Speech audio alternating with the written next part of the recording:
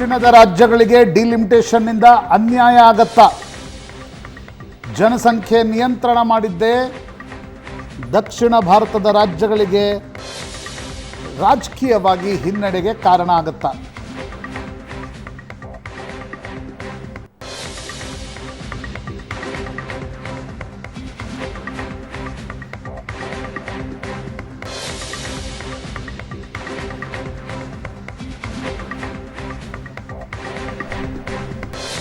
ತಮಿಳುನಾಡಿನ ಧ್ವನಿ ಅಡಗಿಸುವ ಯತ್ನವೆಂದ ಮುಖ್ಯಮಂತ್ರಿ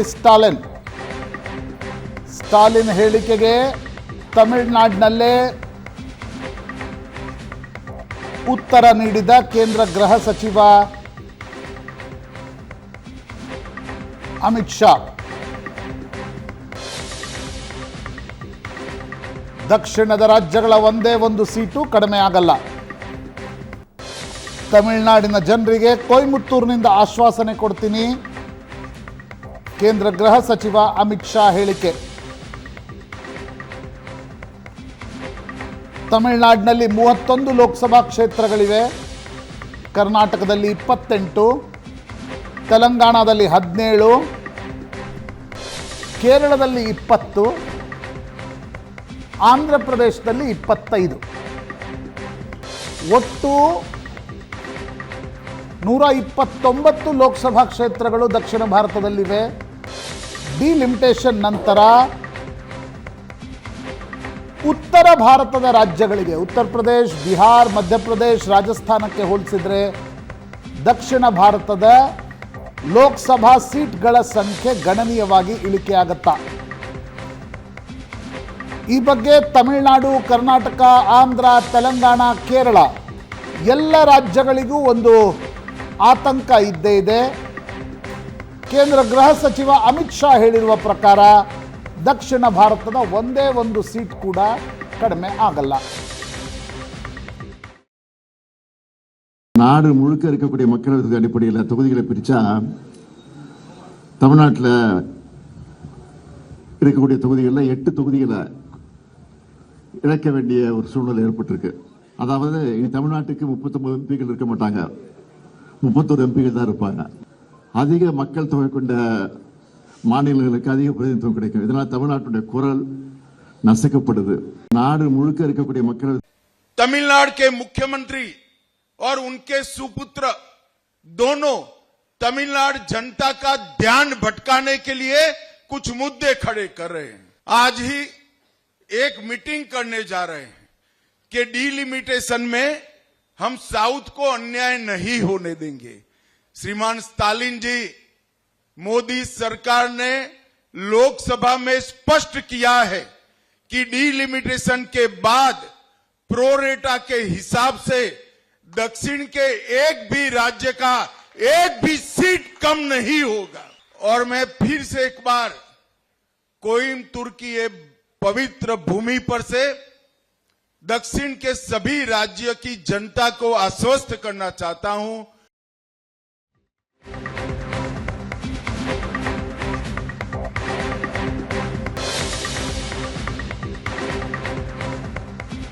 ಸಿಎಂ ಸ್ಟಾಲಿನ್ ಹೇಳಿಕೆಗೆ ಕರ್ನಾಟಕದ ಮುಖ್ಯಮಂತ್ರಿ ಸಿದ್ದರಾಮಯ್ಯನವರ ಬೆಂಬಲ.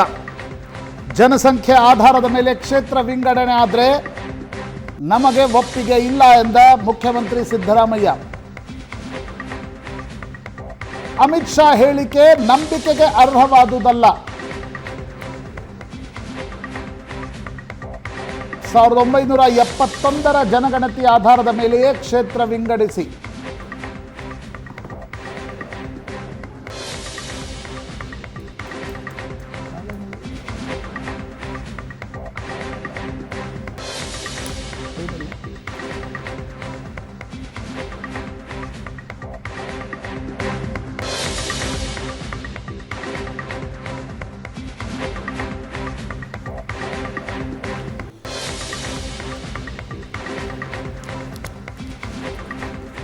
ತಮಿಳುನಾಡು ಮುಖ್ಯಮಂತ್ರಿಗಳು ಎಬ್ಬಿಸಿದ ಕೂಗಿಗೆ ಕರ್ನಾಟಕದ ಮುಖ್ಯಮಂತ್ರಿಗಳು ಕೂಡ ಧ್ವನಿಗೂಡಿಸಿದ್ದಾರೆ. ಸಂಭವನೀಯ ಅನ್ಯಾಯದ ವಿರುದ್ಧ ಏಕತ್ರಿತ ಹೋರಾಟ ಆಗಬೇಕು. 1971 ಜನಗಣತಿಯ ಆಧಾರದ ಮೇಲೆ ಕ್ಷೇತ್ರ ಪುನರ್ವಿಂಗಡಣೆ ಆಗಲಿ ಅನ್ನೋದು ಮುಖ್ಯಮಂತ್ರಿ ಸಿದ್ದರಾಮಯ್ಯನವರ ಒತ್ತಾಯ.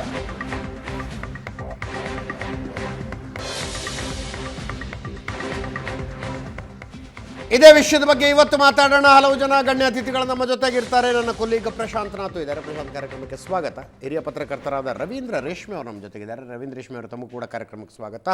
ಎನ್ ಚಂದ್ರಶೇಖರ್ ಅವರು ಬಿಜೆಪಿಯಿಂದ, ಅಶ್ವಿನ್ ಗೌಡ ಅವರು JDSನಿಂದ, ನಾಗರಾಜ್ ಯಾದವ್ ಅವರು ಕಾಂಗ್ರೆಸ್ನಿಂದ ಇದ್ದಾರೆ. 3 ಜನರು ಕಾರ್ಯಕ್ರಮಕ್ಕೆ ಸ್ವಾಗತ. ಪ್ರಶಾಂತಿಂದಾನೇ ಚರ್ಚೆ ಆರಂಭಿಸ್ತಾ ಇದ್ದೀನಿ. Prashant, it is not about BJP Congress, ಸೈದ್ಧಾಂತಿಕವಾಗಿ ಏನು ಅಲ್ಲ.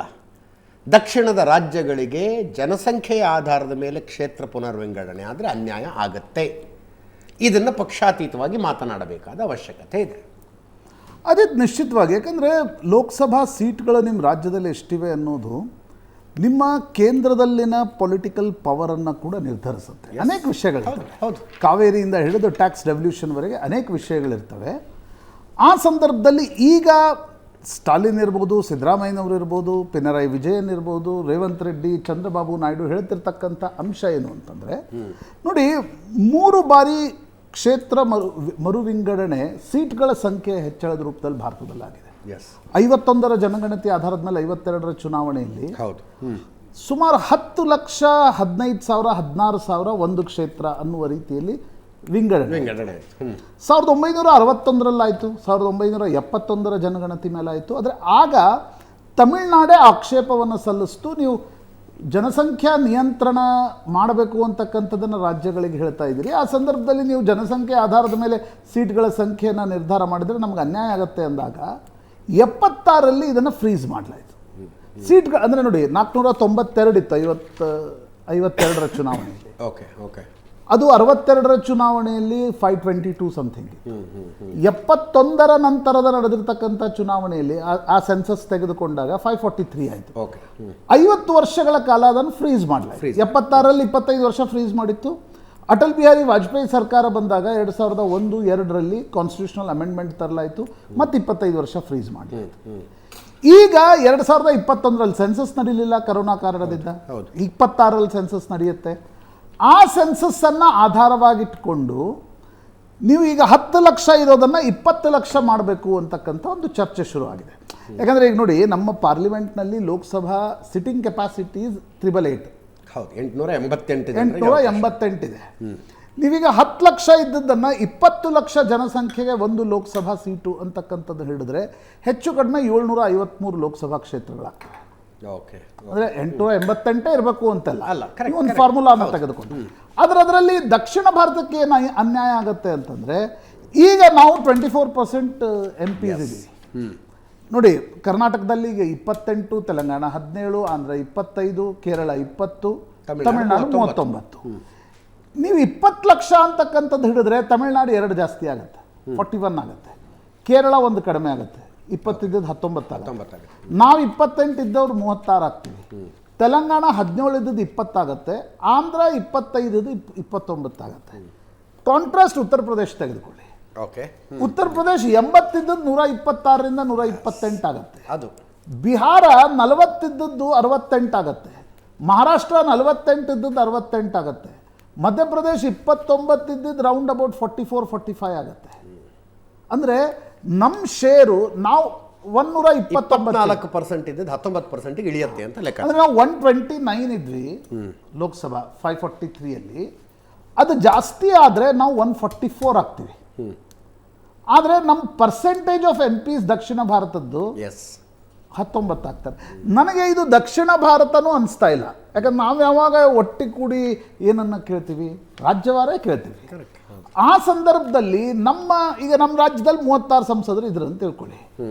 ತಮಿಳುನಾಡು, ಕರ್ನಾಟಕ, ಆಂಧ್ರದ ಏನೇ ಗಣಿತ ಆದರೂ ಅದು ಒಟ್ಟಾರೆ ಸೆಂಟರ್ ಇಲೆಕ್ಷನ್ಸ್ ಮೇಲೆ ಅಥವಾ ಸೆಂಟ್ರಲ್ ಗೌರ್ಮೆಂಟ್ ಮೇಲೆ ಅದರ ಪ್ರಭಾವನೆ ಇಲ್ಲದೆ ಹೋದರೆ ನಮ್ಮ ಮಾತು ಕೇಳೋರು ಯಾರು? ಬಾರ್ಗೇನಿಂಗ್ ಪವರ್ ಏನು? ನಮಗೆ ಬಾರ್ಗೇನಿಂಗ್ ಪವರ್. ಈಗ ನೋಡಿ, ತಮಿಳುನಾಡು ಯಾವಾಗ ಸಮ್ಮಿಶ್ರ ಸರ್ಕಾರ ಇತ್ತು, 9th ಶೆಡ್ಯೂಲ್ನಲ್ಲಿ ಮೀಸಲಾತಿ ಹೆಂಗೆ ತೆಗೆದುಕೊಂಡ್ರು ಅವರು? ಕಾವೇರಿ ವಿಷಯದಲ್ಲಿ ಲಿವರೇಜಿಂಗ್ ಪಾಯಿಂಟ್ ಹೆಂಗೆ ಇಟ್ಕೋತಾ ಇದ್ರು? ಯಾಕಂದ್ರೆ ವಾಜಪೇಯಿ ಗೌರ್ಮೆಂಟಿಗೆ ಇವ್ರ ಬೆಂಬಲ ಇಲ್ಲದೆ ನಡೀತಿರ್ಲಿಲ್ಲ. ಹಾಗಾಗಿ ನನಗನ್ಸುತ್ತೆ Ajit, that is very crucial. ಈಗ ಅಮಿತ್ ಶಾ ಹೇಳ್ತಾ ಇದ್ದಾರೆ 1 ಸೀಟ್ ಕಡಿಮೆ ಆಗಲ್ಲ. ಇಲ್ಲಿ ಸೀಟ್ ಕಡಿಮೆ ಆಗುತ್ತೆ ಅಂತ ಯಾರೂ ಹೇಳಲ್ಲ. ಎಕ್ಸೆಪ್ಟ್ ಕೇರಳ ಎಲ್ಲರೂ ಸೀಟ್ ಜಾಸ್ತಿ ಆಗ್ತವೆ. ಆದರೆ ನೀವು Percentage. ಇನ್ಸೆಂಟಿವೈಸ್ ಮಾಡ್ತೀರಾ ಅಂತ. ನೀವು ಕಾನ್ಸ್ಟಿಟ್ಯೂಷನಲ್ ಅಮೆಂಡ್ಮೆಂಟ್ ಏನು ಈಗ ತರ್ತೀರಿ ಡಿಲಿಮಿಟೇಷನ್ ಸಂದರ್ಭದಲ್ಲಿ ಯಾವ್ಯಾವ ರಾಜ್ಯಗಳು ಪಾಪ್ಯುಲೇಷನ್ ಕಂಟ್ರೋಲ್ ಮಾಡಿವೆ ಅದನ್ನು ಇನ್ಸೆಂಟಿವೈಸ್ ಮಾಡಿ. ಅವ್ರಿಗೆ +5 +6 ಸೀಟ್ ಕೊಟ್ಟರು, ಅದನ್ನು ಬ್ಯಾಲೆನ್ಸ್ ಮಾಡಿದರೆ ಮಾತ್ರ ಈ ಒಂದು ಸಮಸ್ಯೆ ಬಗೆಹರಿದಿತ್ತು. ಇಲ್ಲ ಅಂದರೆ ಅಜಿತ್, ಇದು ನಾರ್ತ್ ಸೌತ್ ಡಿವೈಡ್ನ ಚರ್ಚೆ ಇನ್ನೊಮ್ಮೆ ಹುಟ್ಟಾಕ್ತಕ್ಕಂಥ ಲಕ್ಷಣ. Definitely yes. ರವೀಂದ್ರ ರೇಷ್ಮೆ, ಯಶಸ್ವಿಯಾಗಿ ಜನಸಂಖ್ಯೆಯನ್ನು ನಿಯಂತ್ರಿಸಿದ್ದಕ್ಕೆ ಬರೆ ಹಾಕಿಸ್ಕೋಬೇಕು ಅನ್ನೋ ಪರಿಸ್ಥಿತಿ ಬಂದುಬಿಟ್ರೆ ಅನ್ಯಾಯ. ನೋಡಿ, ಕರ್ನಾಟಕ ಮತ್ತು ತಮಿಳುನಾಡು ಎರಡರಲ್ಲೂ ಕೂಡ ಸಾಮಾಜಿಕ ನ್ಯಾಯ ಅನ್ನೋದು ರಾಜಕಾರಣದಲ್ಲಿ ಅಂತರ್ಗಾಮಿಯಾಗಿ ಹರಿತಾ ಬಂದಿದೆ ಕಳೆದ 50 ವರ್ಷದಿಂದ. ಸಾಮಾಜಿಕ ನ್ಯಾಯದ ಮೀಸಲಾತಿ ಅಂತ ಬಂದಾಗ ಲೇಟೆಸ್ಟ್ ಜಾತಿ ಗಣತಿ ನಡೀಲಿ ಅಂತ ಒತ್ತಾಯಿಸ್ತೀರ. ಕ್ಷೇತ್ರ ಪುನರ್ವಿಂಗಡಣೆ ಪ್ರಶ್ನೆ ಬಂದಾಗ 1971 ಜನಗಣತಿ ಹಿಡಿರಿ ಅಂತ, ಆ ಲೆಕ್ಕಾಚಾರ ಹಿಡೀರಿ ಅಂತ ಕೇಳ್ತಾ ಇದ್ದೀರಾ. ಓಕೆ, ಭಾಳ ವಿಚಿತ್ರ ಏನಂದ್ರೆ ನಮ್ಮ ದೇಶದ ಡೆಮಾಕ್ರಸಿ ಮತ್ತು ಡೆಮೋಗ್ರಫಿ ನಡುವೆ ಎಂಥ ವಿಶಿಷ್ಟವಾದ ಸಂಬಂಧ ಇದೆ ಅಂತಂದರೆ, ರಾಜೀವ್ ಗಾಂಧಿ ನಂತರ ಉತ್ತರ ಪ್ರದೇಶದ ಯಾರೊಬ್ಬರು ಪ್ರಧಾನಮಂತ್ರಿ ಆಗ್ಲಿಕ್ಕೆ ಸಾಧ್ಯ ಆಗಲಿಲ್ಲ. 10 ವರ್ಷ ಬರೀ 13 ಪಾರ್ಲಿಮೆಂಟ್ ಲೋಕಸಭಾ ಸೀಟ್ ಇರೋ ಪಂಜಾಬ್ನಿಂದ ಮನಮೋಹನ್ ಸಿಂಗ್ ಪ್ರಧಾನಮಂತ್ರಿ ಆಗಿದ್ದರು. ಕಳೆದ 11 ವರ್ಷದಿಂದ ಬರೀ 26 ಸೀಟ್ ಇರೋ ಗುಜರಾತ್ ನರೇಂದ್ರ ಮೋದಿ ಅವರು ಪ್ರಧಾನಮಂತ್ರಿ ಆಗಿದ್ದಾರೆ. ಓಕೆ, ಒಂದೇ ಒಂದು ಸೀಟ್ ಇಲ್ಲದೆ ಇದ್ರೂ ಕೂಡ ತಮಿಳುನಾಡಿನಲ್ಲಿ ಹಣಕಾಸು ಮತ್ತು ವಿದೇಶಾಂಗ ಇಲಾಖೆಯನ್ನು ತಮಿಳುನಾಡಿನವರು ನಿಯಂತ್ರಿಸ್ತಾ ಇದ್ದಾರೆ ಈ ಸರ್ಕಾರದಲ್ಲಿ, NDA ಸರ್ಕಾರದಲ್ಲಿ. ನಾವು ಡೆಮಾಕ್ರಸಿ ಅಂದರೆ ಪದೇ ಈ ತಲೆಣಿಕೆ ಲೆಕ್ಕಾಚಾರದ ಅಂಕಗಣಿತ ಅಂತ ನಾವು ತಿಳ್ಕೊಳ್ತಾ ಇದ್ದೀವಿ. ಹಾಗಾಗಲ್ಲ. ನಿಮ್ಮ ರಾಜಕೀಯ ವರ್ಚಸ್ಸು, ನಿಮ್ಮ ರಾಜಕೀಯ ಪ್ರಭಾವ ಯಾವ ರೀತಿ ಕೆಲವು ತಾತ್ವಿಕವಾಗಿ ಸೈದ್ಧಾಂತಿಕವಾಗಿ ನೀವು ಗಟ್ಟಿಯಾಗಿದ್ರೆ ನೀವು ಇಡೀ ದೇಶದ ರಾಜಕಾರಣವನ್ನು ನೀವು ಪ್ರಭಾವಿಸಬಲ್ರಿ. ಇದ್ರ ಆಗಲ್ಲ. ಎಷ್ಟು ಸಂಖ್ಯೆ ಇದ್ರೆ ಏನು? ಹೌದು, ಎಷ್ಟು ಸಂಖ್ಯೆ ಇದ್ರೆ ಏನು? ದೇವರಾಜರ್ಸ್ ಅವ್ರ ಜಾತಿಯಿಂದ ಒಬ್ಬರೇ ಮೇಲೆ 45ನೇ ಇಸ್ವಿಯಿಂದ 1982 ಜೂನ್ 6ನೇ ತಾರೀಕು ಅವ್ರು ಸಾಯೋವರೆಗೂ 8 ವರ್ಷ ಅತ್ಯಂತ ಸುದೀರ್ಘ ಕಾಲ ಮುಖ್ಯಮಂತ್ರಿ ಆಗಿದ್ದವರು ದೇವರಾಜರ್ಸು. ಅವ್ರ ಜಾತಿ ತಲೆಣಿಕೆ ಲೆಕ್ಕಾಚಾರ ಇಟ್ಕೊಂಡು ಬರೀ ಲಿಂಗಾಯತರು ಒಕ್ಕಲಿಗರಾಗಬೇಕಾಗಿತ್ತು. ಇದನ್ನು ಪ್ರತಿಯೊಬ್ಬರು ಮುರಿತಾ ಬಂದಿದ್ದಾರೆ. ಇದು ಸುಳ್ಳು ಮಾಡ್ತಾ ಬಂದೆ ದೇಶದ ಪ್ರಜಾಪ್ರಭುತ್ವ. ಆಮೇಲೆ ನೋಡಿ, 2023ವರೆಗೂ ಇಲ್ಲದೆ ಇರೋ ತಕರಾರು ಒಂದೊಂದೇ ಶುರುವಾದವು. ಫಸ್ಟು ತೆರಿಗೆ ಹಂಚಿಕೆಯಲ್ಲಿ ಅನ್ಯಾಯ, ಅನುದಾನ ನೀಡಿಕೆಯಲ್ಲಿ ಅನ್ಯಾಯ, ಅದಾದ ನಂತರ ರಾಷ್ಟ್ರೀಯ ಶಿಕ್ಷಣ ನೀತಿ ಬೇಡ ನಮಗೆ, ನೀವು ಹಿಂದಿ ಏರಿಕೆ ಪರೋಕ್ಷವಾಗಿ ಮಾಡ್ತೀರಾ ಅದಕ್ಕೆ ಇದು, ಈಗ ಕ್ಷೇತ್ರ ಪುನರ್ವಿಂಗಡಣೆ ಬಗ್ಗೆ ಅನ್ಯಾಯ. ಇವೆಲ್ಲ ಅನ್ಯಾಯಗಳ ಪ್ರಶ್ನೆಗಳು ಈಗಲೇ 2023 ನಂತರ ಶುರುವಾಗಿಬಿಟ್ಟಿದೆ. ಆ್ಯಂಡ್ ಕರ್ನಾಟಕದ ರಾಷ್ಟ್ರೀಯ ಕಾಂಗ್ರೆಸ್ ಪಕ್ಷದ ಸರ್ಕಾರ ಅದ್ಯಾಕೋ ಪ್ರಾದೇಶಿಕ ಪಕ್ಷದ ಥರ ವರ್ಸೋಕೆ ಶುರು ಮಾಡ್ಬಿಟ್ಟು 2023ರಿಂದ ಇವ್ರಿಗೆ ಎಷ್ಟು ಕಾನ್ಫಿಡೆನ್ಸ್ ಬಂತಂದರೆ, ಹೈಕಮಾಂಡ್ ಏನಾದರೂ ಆಗಲಿ, ಉತ್ತರ ಭಾರತದವ್ರದ್ದೇ ಲೀಡರ್ಶಿಪ್ ಇರಲಿ, ನಮ್ಮದೇ ಒಂದು ಸ್ವಾಯತ್ತ ಘಟಕ ತಮಿಳುನಾಡನ್ನ ಅನುಕರಣೆ ಮಾಡೋಕ್ಕೆ ಶುರು ಮಾಡಿಬಿಟ್ಟಿದ್ದೀವಿ. ಇದು ಭಾಳ ಘೋರವಾದ ಅನ್ಯಾಯ. ಇದು ಕರ್ನಾಟಕದಲ್ಲಿ ಮೊದಲಿಂದ ಒಕ್ಕೂಟ ರಾಜ್ಯ ವ್ಯವಸ್ಥೆ ಜೊತೆಗೆ ಕರ್ನಾಟಕದ ಅತ್ಯಂತ ಸಾಮರಸ್ಯವಾಗಿ ಬಾಂಧವ್ಯವನ್ನು ಹೊಂದಿರ್ತಾ ಇತ್ತು. ಅಲ್ಲಿ ಕೇಂದ್ರದಲ್ಲಿ ಯಾವುದೇ ಪಕ್ಷದ ಸರ್ಕಾರ ಇರಲಿ. ಇದು ಸಂಕುಚಿತತೆ ಭಾವನೆ ಹೆಚ್ಚು. ನೀವು ಏನ್ ಮಾಡ್ತೀರಾ? ಸಾಮಾಜಿಕ ನ್ಯಾಯ ವಿಷಯ ಆರ್ಗ್ಯುಮೆಂಟ್ ಒಂದು ಇಂಟ್ರೆಸ್ಟಿಂಗ್ ಆರ್ಗ್ಯುಮೆಂಟ್, ಐ ಅಗ್ರಿ. ಏನೋ ಒಂದು ರಾಜಕೀಯ ಸನ್ನಿವೇಶ ಸೃಷ್ಟಿಯಾಗಿ ಇನ್ನೂ ಒಂದು ವಾಸ್ತವತೆ. ನೀವು ಸಾಮಾಜಿಕ ಅಸಮಾನತೆ ಪ್ರಶ್ನೆ ಬಂದಾಗ ದುರ್ಬಲರಿಗೆ ಹೆಚ್ಚೆಚ್ಚು ಸಹಾಯ ಮಾಡಬೇಕು, ಹೆಚ್ಚಿನ ಅನುದಾನ ಕೊಡಬೇಕು, ಹೆಚ್ಚಿನ ಅವಕಾಶ ಕೊಡಬೇಕಂತೀರಿ. ಪ್ರಾದೇಶಿಕ ಅಸಮಾನತೆ ಬಂದಾಗ ನಮ್ಮ ಮೆರಿಟ್ ಅಂಡ್ ಪರ್ಫಾರ್ಮೆನ್ಸ್ಗೆ ನೀವು ಪ್ರಾಮುಖ್ಯತೆ ಕೊಡಬೇಕು ಅಂತ ಫೈನಾನ್ಸ್ ಕಮಿಷನ್ ಎದುರಿಗೆ ಆರ್ಗ್ಯೂ ಮಾಡ್ತೀರಾ. Either this way or that way. ಹಾಗೆ ಮಾಡೋದಿದ್ರೆ ಜವಾಹರ್ಲಾಲ್ ನೆಹರು ಮುಖ್ಯಮಂತ್ರಿ ಆಗಿದ್ದಾಗ ಇಲ್ಲಿರೋ ಪಬ್ಲಿಕ್ ಸೆಕ್ಟರ್ ಕಂಪನಿ ಎಲ್ಲ ಉತ್ತರ ಪ್ರದೇಶದಲ್ಲಿ ಮಾಡಬೇಕಾಗಿತ್ತು. ಇಲ್ಲ, ಅವ್ರು ಬೆಂಗಳೂರಿನಲ್ಲಿ ಬೆಳೆಸಿರು. ದಕ್ಷಿಣ ಭಾರತದ ಅನೇಕ ರಾಜ್ಯಗಳ ಮುಂದಕ್ಕೆ ತಂದರು. ಅವರೆಲ್ಲ ಈ ಥರದ ಸಂಕುಚಿತ ಭಾವನೆ ಇದ್ದರೆ ಎಲ್ಲ ಉತ್ತರ ಪ್ರದೇಶದಲ್ಲಿ ಮಾಡಿರ್ತಾ ಇದ್ರು. ಉತ್ತರ ಪ್ರದೇಶ ಈಗ ಕಂಡುಬಿಡ್ತಾ ಇದೆ. ಒಬ್ಬೊಬ್ಬರೇ ಮುಖ್ಯಮಂತ್ರಿ, ಪ್ರಧಾನಮಂತ್ರಿ ಅವರ ಆಟಿಟ್ಯೂಡ್, ಒಬ್ಬ ಡೈನಮಿಕ್ ಒಂದು ಹೊಸ ದೃಷ್ಟಿಕೋನದ ನಾಯಕತ್ವ ಬಂದಮೇಲೆ ಈಗ ಕಂಡುಬಿಡ್ತಾ ಇದೆ. ಉತ್ತರ ಪ್ರದೇಶದವ್ರು ರಾಜೀವ್ ಗಾಂಧಿ ನಂತರ ಒಬ್ಬರು ದೀರ್ಘಕಾಲ ಪ್ರಧಾನಮಂತ್ರಿ ಆಗ್ಲಿಕ್ಕೆ ಆಗಲೇ ಇಲ್ಲ. VP ಸಿಂಗ್ ಅವರು 1 ವರ್ಷ ಇದ್ರು ಅಷ್ಟೇ, ಅದಾದಮೇಲೆ ಯಾರೂ ಇಲ್ಲ. ಅಲ್ಲ, ಬದಲಾದ ರಾಜಕೀಯ ಸನ್ನಿವೇಶದಲ್ಲಿ ಮನಮೋಹನ್ ಸಿಂಗ್ ಅವ್ರಿಗೆ ಏನೋ ಒಂದು ಲಕ್ ಖುಲಾಯಿಸ್ತು ಅಂತ ಸರ್. ಪಂಜಾಬ್ ಆ ಮನಮೋಹನ್ ಸಿಂಗ್ ಪ್ರಧಾನಮಂತ್ರಿ ಆದ್ಮೇಲೆ ಆರ್ಥಿಕ ಸಚಿವರಾದಾಗಲೇ ದೇಶದ ಅದೃಷ್ಟ ಬದಲಾಯಿಸಿರುವಂತ ಅವ್ರ ಪ್ರಾಮುಖ್ಯತೆ ಬಂತು. ಅಲ್ಲ, ನೀವು ಪ್ರಧಾನಮಂತ್ರಿ 13 ಸ್ಥಾನಗಳಿರುವ ಪಂಜಾಬ್ನವರೊಬ್ರು ಪ್ರಧಾನಮಂತ್ರಿ ಆಗ್ಬಿಟ್ರು ಅಂದ್ರೆ ಆ ಸನ್ನಿವೇಶ ಹಂಗೆ ಸೃಷ್ಟಿ ಆಯ್ತು. ಗುಜರಾತ್ ಮೋದಿ ಹೆಂಗ್ ಪ್ರಧಾನಮಂತ್ರಿ ಆದ್ರು? ಅವ್ರ ಜಾತಿ ಬಲನೇ ಇಲ್ಲ. ತವ್ರ ರಾಜ್ಯದಲ್ಲಿ ಆತನಿಗೆ ಜಾತಿ ಬಲ ಇಲ್ಲ. ಹೆಂಗಾದ್ರು 23 ವರ್ಷದಿಂದ ಆತ ನಂಬರ್ 1 ಸ್ಥಾನದಲ್ಲಿ ಹೆಂಗಿದಾನೆ? ನೀವು 56 ವರ್ಷದಿಂದ ಕಾಂಗ್ರೆಸ್ನ ಸೋಲಿಸಿದಾಗಿಂದ, ಕಾಮರಾಜ್ ನಾಡರ್ ಕಾಂಗ್ರೆಸ್ ಸೋಲಿಸಿದಾಗಿಂದ ಬರೇ ಪ್ರತ್ಯೇಕವಾದ ಇಟ್ಕೊಂಡ್ಬಿಟ್ಟು ನಿಮ್ಮ ತಮಿಳುನಾಡಿನ ಜನರನ್ನ ಐಸೋಲೇಟ್ ಮಾಡಿ ಇಟ್ಬಿಟ್ಟಿದ್ರಿ. ಬಟ್ ತಮಿಳುನಾಡಿನ ಜನ ಎಷ್ಟು ಪ್ರತಿಭಾಶಾಲಿಗಳು ಅಂತಂದ್ರೆ, ಅಮೆರಿಕ ದೇಶದ ಬಹುರಾಷ್ಟ್ರೀಯ ಕಂಪ್ನಿಗಳನ್ನ ಆಳ್ತಾರೆ, ಅಮೆರಿಕದ ಉಪರಾಷ್ಟ್ರಪತಿ ಸ್ಥಾನವನ್ನು ಅವ್ರು ಪಡ್ಕೊಂಡಿದ್ರು, ಎಲ್ಲನೂ ಮಾಡ್ತಾ ಇದ್ದಾರೆ. ಅಲ್ಲಿನ ರಾಜಕಾರಣಿಗಳು ಮಾತ್ರ ಸಂಕುಚಿತತೆ ಅವಕಾಶ ಸಿಕ್ಕಾಗಲೆಲ್ಲ ಅದನ್ನು ಮಾಡ್ತಾ ಹೋಗ್ತಾರೆ. ನಾನು ನಾಗರಾಜ್ ಯಾದವ್ ಅವ್ರದ್ದು ಪ್ರತಿಕ್ರಿಯೆ ತಗೊಳ್ತೀನಿ. ರವೀಂದ್ರ ರೇಷ್ಮೆ ಅವರ ಆರ್ಗ್ಯುಮೆಂಟ್. ನೋಡಿ, ರವೀಂದ್ರ ರೇಷ್ಮೆ ಒಂದು ವಿಚಾರ ಮಾತಾಡ್ತಕ್ಕಂಥ ವಿಚಾರನ ಬಿಟ್ಟು ನಾನು ಹೇಳೋದು ಪ್ರಶಾಂತ್ ಅವ್ರು ಮಾತಾಡಿದ ಹಾಗೆ ಡಿಲಿಮಿಟೇಷನ್ ವಿಚಾರ ಬಂದಾಗ ಯಾವಾಗ ಸೆನ್ಸಸ್ ಆಯಿತು 51, 61, 71ನಲ್ಲಿ ಸೆನ್ಸಸ್ ಆಗ್ತದೆ. ಆದರೆ ಡಿಲಿಮಿಟೇಷನ್ ಆಗಿದ್ದು ಯಾವಾಗ 52, 63, 73 ಎಲ್ಲ ಆಗ್ತಕ್ಕಂಥ ವಿಚಾರಗಳು ನೋಡಿದ್ದೀವಿ. ಆಗಿದ್ದಂಥ ಸೀಟುಗಳ ವಿಚಾರ ಬಂದಾಗ ಇವರು ಸಮಯರ್ ಅರೌಂಡ್ 400 ಆ್ಯಂಡ್ ಆಡ್ ಅಲ್ಲ ಇನ್ ದ ಬಿಗಿನಿಂಗ್ ಅಲ್ಲಿದೆ. ಅದೇನಾಯಿತು, ಫಸ್ಟ್ ಎಷ್ಟಿತ್ತು 51ನಲ್ಲಿ 494 ಇರ್ತದೆ, ಆಮೇಲೆ 552 ಆಗ್ತದೆ, ಆಮೇಲೆ 543 ಆಗ್ತದೆ, ಈಗ 553 ಇರ್ತಕ್ಕಂಥದ್ದು. ನಾವು ಇಲ್ಲೊಂದು ಅಮೆಂಡ್ಮೆಂಟ್ ಏನು ಮಾಡ್ತೀವಿ, ನಾವು 42nd amendment act 1976 we froze that for 50 years ಟೈಮಲ್ಲಿ ನಾವು ಅದನ್ನು ಆವಾಗ ಒಂದು ಸ್ಥಗಿತಗೊಳಿಸಿಟ್ಟಿರ್ತೀವಿ. ಅದನ್ನ ಚೇಂಜ್ ಮಾಡೋದು ಬರೋದಿಲ್ಲ, ಕಾನ್ಸ್ಟಿಟ್ಯೂನ್ಸಿಗಳು ಚೇಂಜ್ ಆಗಬಾರ್ದು, ಇಟ್ ಅಷ್ಟು ರೇಟ್ ಏನಂತ ಮಾಡಿರ್ತಕ್ಕಂಥದ್ದು. It is a constitutional amendment made by then government ಅನ್ನೋ ವಿಚಾರನ ಹೇಳ್ತೀನಿ. ಬಿಯಾಂಡ್ ಪಾಲಿಟಿಕ್ಸ್ ಅವ್ರು ನೀವು ಹೇಳಿದಾಗೆ ಬಿಯಾಂಡ್ ಪಾಲಿಟಿಕ್ಸ್ ಮಾತಾಡ್ತಕ್ಕಂಥ ವಿಚಾರದಲ್ಲಿ ವಿ ಹ್ಯಾವ್ ಡನ್ ದ್ಯಾಟ್ ಅಂತ. ಅದಾದಮೇಲೆ 25 ಅದಾದಮೇಲೆ ವಾಜಪೇಯಿ ಅವರು ಬರ್ತಾರೆ, ಮಾಡಿದಾಗ ಅದನ್ನು ಕೂಡ ಅದು ಮಾಡಿರ್ತಾರೆ. That is what we expecting it even today. ಯಾಕೆ ಕಾರಣಕ್ಕೋಸ್ಕರ ಮಾಡ್ತಾ ಇದ್ದೀವಿ ಅಂತಂದರೆ, ಈ ಡಿಲಿಮಿಟೇಷನ್ ಆಗಬೇಕು ಅಂತ ಮಾಡಿದಾಗ ಏನಾಗ್ತದೆ ಅಂದರೆ, ಪಾಪ್ಯುಲೇಷನ್ ಮೇಲೆ ನೀವೇನಾದರೂ 2006 ಪಾಪ್ಯುಲೇಷನ್ ಮೇಲೆ ಮಾಡೋಕ್ಕೆ ಹೋದರೆ ಪ್ರೆಸೆಂಟ್ UPಯಲ್ಲಿ ಇರ್ತಕ್ಕಂಥದ್ದು 14.73 ಪಾಪ್ಯುಲೇಷನ್ ಇರ್ತಕ್ಕಂಥದ್ದು. So there population will increase no as on today it goes to 16.93 ಹೋಗ್ಬಿಡ್ತದೆ. ದ ಮಿನಿಟ್ 16.93 ಹೋದರೆ there seats will increase by 20 seats will increase for them.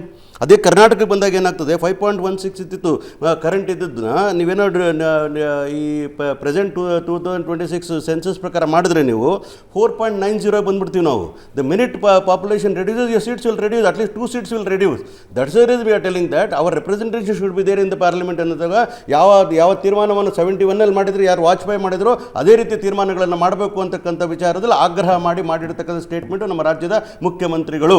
ಕಾರಣ ಇಷ್ಟಂದರೆ ಸೌತಲ್ಲಿ ಇರ್ತಕ್ಕಂಥ ಸೀಟುಗಳು ಕಡಿಮೆ ಆದಾಗ, ಹಿಂದಿ ಬೆಲ್ಟ್ ಇರ್ತಕ್ಕಂಥ ಸೀಟುಗಳು ಜಾಸ್ತಿ ಆದಾಗ, ಅವರ ಪ್ರಭಾವ ಜಾಸ್ತಿ ಆದಾಗ ಈಗಲೇ ನಮ್ಗೆ ಆಗಿರ್ತಕ್ಕಂಥ ಸೌತ್ ಇಂಡಿಯಾಗೆ ಆಗಿರ್ತಕ್ಕಂಥ ಅನ್ಯಾಯಗಳು ಇನ್ನೂ ಜಾಸ್ತಿ ಆಗ್ತದೆ ಅನ್ನೋ ವಿಚಾರಗಳು ಹೇಳ್ತೀವಿ. It may be in the matter of tax devolution or in the matter of taking consensus in the matter of bills pass ಮಾಡಬೇಕು ಅಂತಂದ್ರೂ ಕೂಡ ನಮ್ಮ ನಂಬರ್ಸ್ ಕಡಿಮೆ ಆಗ್ಬಿಡ್ತದೆ. ಆ ಕಾರಣಕ್ಕೋಸ್ಕರ ನಮ್ಮಲ್ಲಿ ಓವರ್ ರೇಡ್ ಆಗಬಾರ್ದು ಅನ್ನೋಕ್ಕೋಸ್ಕರ ಏನೋ ಅಂತ ದೊಡ್ಡಣ್ಣನ ರೀತಿಯಲ್ಲಿ ನಮ್ಮೆಲ್ಲ ಯಾರು ಕೂಡ ಬಿಹೇವ್ ಮಾಡಬಾರ್ದು ಅಂತ ಸಮತೋಲವನ್ನು ಕಾಪಾಡ್ಕೊಳ್ಳೋ ಕಾರಣಕ್ಕೋಸ್ಕರವಾಗಿ ನಾವು ಹೇಳ್ತಾ ಇರ್ತಕ್ಕಂಥದ್ದು 71ನಲ್ಲಿ ಏನು ತೀರ್ಮಾನ ಮಾಡಿದ್ರು ಆ ತೀರ್ಮಾನಗಳನ್ನು ನೀವು ಮಾಡಬೇಕು ಅಂತಕ್ಕಂಥ ಕೇಳ್ತಾ ಇದ್ದೀವಿ. Just to have the balanced India ಅನ್ನೋ ಮಾತಕ್ಕೋಸ್ಕರ ಹೇಳ್ತಾ ಇದ್ದೀವಿ. ಅದು ಮಾತ್ರ ನೋಡಿ, ನೀವು ಬೇಕಾದ್ರೆ ಕೇವಲ ಅದು ಮಾತ್ರ ಅಲ್ಲ, ಮಹಾರಾಷ್ಟ್ರದಲ್ಲಿ ಇನ್ಕ್ರೀಸ್ ಆಗ್ತದೆ ನೋಡಿ ಸೀಟು. 8.84 ಪಾಪ್ಯುಲೇಷನ್ ಇರ್ತಕ್ಕಂಥದ್ದು 9.12 ಆಗ್ಬಿಡ್ತದೆ. They will increase their seats. You come to Bihar ಅಂತ ಬಂದ ನೋಡಿ 7.37 ಇರ್ತದೆ ಕರೆಂಟು. ಇಟ್ ಗೋಸ್ ಟು ಅಂದಾಜು ಲೆಕ್ಕಗಳಲ್ವಾ ಹೇಳ್ತಾ ಇರೋದು, ಅಂದಾಜು ಲೆಕ್ಕ.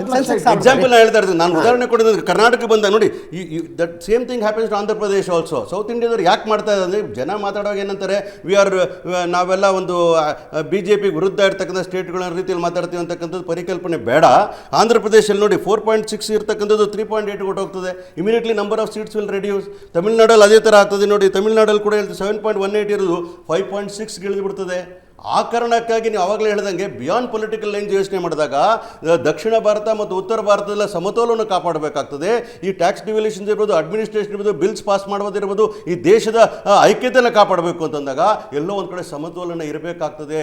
ಪೊಲಿಟಿಕಲ್ ರೆಪ್ರೆಸೆಂಟೇಷನ್ ಕರೆಕ್ಟಾಗಿ ಇರಬೇಕಾಗ್ತದೆ. ಎಲ್ಲೋ ಒಂದು ಕಡೆ ಕಾನ್ಸ್ಟಿಟ್ಯೂನ್ಸಿಗಳು ನೋಡಿದಾಗ 10 ಲಕ್ಷಕ್ಕಿಂತ ಮೇಲ್ಪಟ್ಟು 10 ಲಕ್ಷ ಪಾಪ್ಯುಲೇಷನ್ ಕೆಲವು ರಾಜ್ಯಗಳಲ್ಲಿ ಒಂದೇ ಸೀಟ್ನ ಮಾಡಿರ್ತಾರೆ. ಇವೊಂದು ದೇ ಅವ್ರು not eligible to have also they have 1 seat ಅಂತ ಹೇಳ್ತಾರೆ. ಯಾಕೆ ಗೊತ್ತಾ, the representative should be there from the state ಅಂತ ಹೇಳ್ತಾರೆ. For example state like Sikkim and all that, no, there are small states but they should have a representation ಅಂತ ಎಲ್ಲರ ಧ್ವನಿನೂ ಇರಬೇಕಂತಕ್ಕಂಥದ್ದೇ ಈ ಪ್ರಜಾತಂತ್ರ ವ್ಯವಸ್ಥೆಯ ಬ್ಯೂಟಿ ಅಂತ ಹೇಳ್ತೀನಿ. ಮತ್ತು we are the largest population in the world.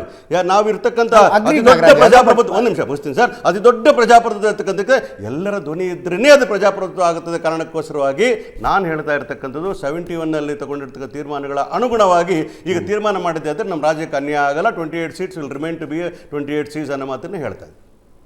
Ravindra ರೇಷ್ಮೆ ಅವರು ಒಂದು ಮಾತಾಡ್ತಾರೆ, ಅತಿ ಹೆಚ್ಚು MPಗಳಿರೋದು ಉತ್ತರ ಪ್ರದೇಶದಲ್ಲಪ್ಪ. ಉತ್ತರ ಪ್ರದೇಶದಲ್ಲಿ ರಾಜೀವ್ ಗಾಂಧಿ ನಂತರ ಒಬ್ಬರು ಪ್ರಧಾನಮಂತ್ರಿ ಆಗೋದಕ್ಕಾಗಿಲ್ಲ. ಬಿಹಾರದಿಂದಂತೂ ಯಾರೂ ಆಗಿಲ್ಲ. ಪಂಜಾಬ್ನವ್ರು ಆಗ್ತಾರೆ, ಪಶ್ಚಿಮ ಬಂಗಾಳದಿಂದ ಒಬ್ಬರು ಆಗಿಲ್ಲ. ಇಲ್ಲಿ ಯಾವ ವ್ಯಕ್ತಿ ವಾಜಪೇಯಿ ಇಲ್ಲ ಇಲ್ಲಿ ರಾಜೀವ್ ಗಾಂಧಿ ನಂತರ ವಾಜಪೇಯಿ ಉತ್ತರ ಪ್ರದೇಶದಿಂದ ಬಂದ ಯಾರು ವ್ಯಕ್ತಿ ಆಗ್ತಾರೆ ಪ್ರಧಾನಮಂತ್ರಿ ಅದು ಇಂಪಾರ್ಟೆಂಟ್ ಅಲ್ಲ. ಅಲ್ಲ ಅಂದ್ರೆ ಆಯಾ ರಾಜ್ಯಗಳು ಕಡಿಮೆ ಸ್ಥಾನಗಳನ್ನು ಇಟ್ಕೊಂಡು ಕೂಡ ರೂಲ್ ಮಾಡಬಲ್ಲ ಆಗಿರ್ಲಿಲ್ವಾ ಅಲ್ವಾ? ಅದನ್ನೇ ಕೇಳ್ತಾ ಇರೋದು. Not who is becoming the prime minister, it's not which political party is ruling there, it's a matter of sir Prashant ಮುಗಿಸ್ತೀನಿ. ಉತ್ತರ ಪ್ರದೇಶದ ಮುಖ್ಯಮಂತ್ರಿ ಆಗ್ಲಿಲ್ಲ ಅನ್ನೋ ಕಾರಣಕ್ಕೋಸ್ಕರ ಸಮ್ಮಿಶ್ರ ಸರ್ಕಾರದ ಯುಗ ನೋಡಿಲ್ವಾ ನಾವು 30 ವರ್ಷ? ಸರ್ ನಾನು ಮುಗಿಸ್ತೀನಿ ನೋಡಿ. ನಮ್ಮ ದೇವೇಗೌಡರಿಗೆ 16 ಸೀಟ್ ಇಟ್ಕೊಂಡು ಪ್ರೈಮ್ ಮಿನಿಸ್ಟರ್ ಆದ್ರೆ we welcome it. It's our pride. No Kannadiga become a prime minister. I am not saying no for that. ನಾನೇನು ಹೇಳ್ತೀನಿ ಅಂದ್ರೆ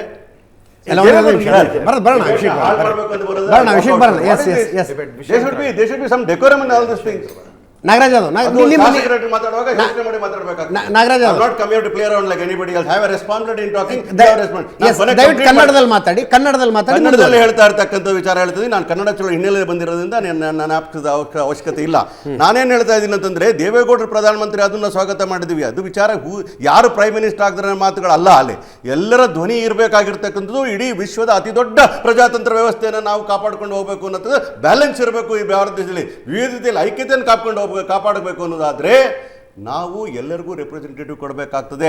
ಆ ಕಾರಣದಿಂದಲೇ ದೃಷ್ಟಿಕೋನ. ಈಗ ನೋಡಿ, ನಾವೇನು ಮಾಡ್ತೀವಿ, ಜನಸಂಖ್ಯೆನ ನಾವು ನಿಯಂತ್ರಣ ಮಾಡಬೇಕು ಅಂತಂದಾಗ ನಾವು ಜಾಸ್ತಿ ಪಾಲನೆ ಮಾಡ್ಕೊಬಂದು ನಮ್ಮ ಪಾಪ್ಯುಲೇಷನ್ ಕಡಿಮೆ ಆಗ್ತದೆ. ಅದನ್ನ ಪನಿಷ್ಮೆಂಟ್ ಕೊಡಬೇಕಾ? ಅದೇ ಪ್ರಶ್ನೆ ನಾವು ಕೇಳ್ತಾ ಇದ್ದೀವಿ. ಅದಕ್ಕೆ ನಾನು ನಿಮ್ಮ ಜೊತೆಲಿ ಕೈ ಜೋಡಿಸಿರೋದು ಇವತ್ತು. ಎಸ್, ಚಂದ್ರಶೇಖರ್ ನೋಡಿ, ಈ ಅಧಿಕಾರದ ಹಸಿವಿರ್ತಕ್ಕಂಥ ರಾಜಕಾರಣಿಗಳು ಹೇಗೆ ದೇಶವನ್ನು ತುಂಡುವರ್ತಕ್ಕಂಥ ಚಿಂತನೆಗಳು ಮಾಡ್ತಾರೆ ಅಂತ ಹೇಳಿದ್ರೆ, ಆಗಲಿಂದ ನಾಗರಾಜ್ ಯಾದವ್ ಹೇಳ್ತಾರೆ 1971 ಸೆನ್ಸಸ್ ಅಂತ. 1971 ಸೆನ್ಸಸಲ್ಲಿ ಏನಾಗಿತ್ತು? ಮಧ್ಯಪ್ರದೇಶದ ಪಾಪ್ಯುಲೇಷನ್ ಆವಾಗ 4,17,00,000. ಅದೇ 71 ಸೆನ್ಸಸ್ ಪ್ರಕಾರ ತಮಿಳುನಾಡಿನ ಪಾಪ್ಯುಲೇಷನ್ನು 4,08,00,000. 11 ಲಕ್ಷ ಪಾಪ್ಯುಲೇಷನ್ ಕಡಿಮೆ ಇತ್ತು ಮಧ್ಯಪ್ರದೇಶಕ್ಕೆ ಹೋಲಿಸ್ಕೊಂಡು ತಮಿಳುನಾಡಿಗೆ. ಮಧ್ಯಪ್ರದೇಶಕ್ಕೆ ಸಿಕ್ಕಿದ್ದು 29 ಸೀಟು, ತಮಿಳುನಾಡಿಗೆ ಸಿಕ್ಕಿದ್ದು 39 ಸೀಟು. 11 ಲಕ್ಷ ಪಾಪ್ಯುಲೇಷನ್ ಕಡಿಮೆ ಇದ್ರೂ ತಮಿಳುನಾಡಿಗೆ 10 ಸೀಟ್ ಜಾಸ್ತಿ ಆಯಿತು. ಯಾಕೆ ಸ್ವಾಮಿ? ಯಾಕೆ ಅದನ್ನೇ ಹೇಳ್ತಾ ಇರೋದು. ಯಾವ ರೀತಿ ಅಂದರೆ, ಕೇವಲ ಜನಸಂಖ್ಯೆ ಒಂದೇನೇ ಮಾನದಂಡ ಆಗಿರಲಿಲ್ಲ. Population of UP is 4 times more than Tamil Nadu. ತಮಿಳುನಾಡಿಗೆ 39 ಇದೆ, 80 ಇದೆ. ಅದ್ರ ಪ್ರಕಾರ 140 ಹೋಗ್ಬೇಕಾಗಿತ್ತು. ಸೊ ಹೀಗಾಗಿ ಪಾಪ್ಯುಲೇಷನ್ ಪ್ಲೀಸ್ ಸರ್,